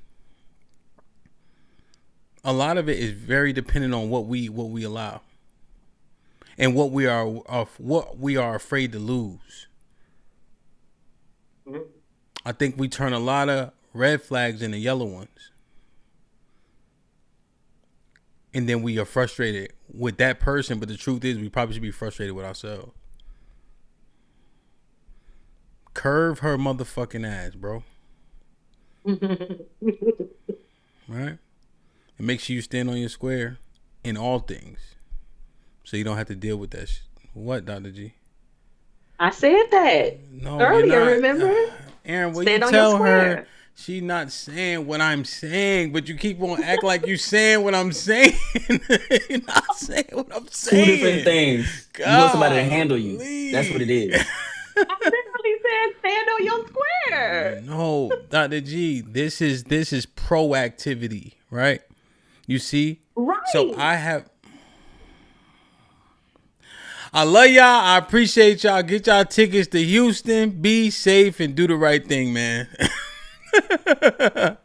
Like, share, subscribe. Tell a friend to tell a friend. And we out. Oh, we can kill all this. We can kill all this. Say, like, do you want to be next? Anytime you ready, baby. I was supposed to be there. Ooh, I'm with it. I'm with it. We can do it. Knocks out everybody and no one can whoop him. That's when that little Cassius Clay from Louisville, Kentucky came up and stopped Sonny Liston, the man who annihilated Floyd Patterson twice. He was going to kill me. He hit harder than George. His reach was longer than George. He's a better boxer than George. And I'm better now than I was when you saw that 22-year-old undeveloped kid running from Sonny Liston. I'm experienced now. Professional. Jaw's been broke, been lost, knocked down a couple times. Bad. Been chopping trees. I done something new for this fight. I done wrestled with an alligator. That's right. I have wrestled with an alligator. I done tussled with a whale. I done handcuffed lightning, throw thunder in jail. That's bad. Only last week, I murdered a rock, injured a stone, hospitalized a brick. I'm so mean, I make medicine sick. Man, dude. Fast. Last night, I cut the light off in my bedroom, hit the switch, was in the bed before the room was dark. Incredible. Fast. And you, George Foreman, all of you chumps are gonna bow when I whoop him. All of you. I know you got him. I know you got him picked. But the man's in trouble. I'm gonna show you how great I am.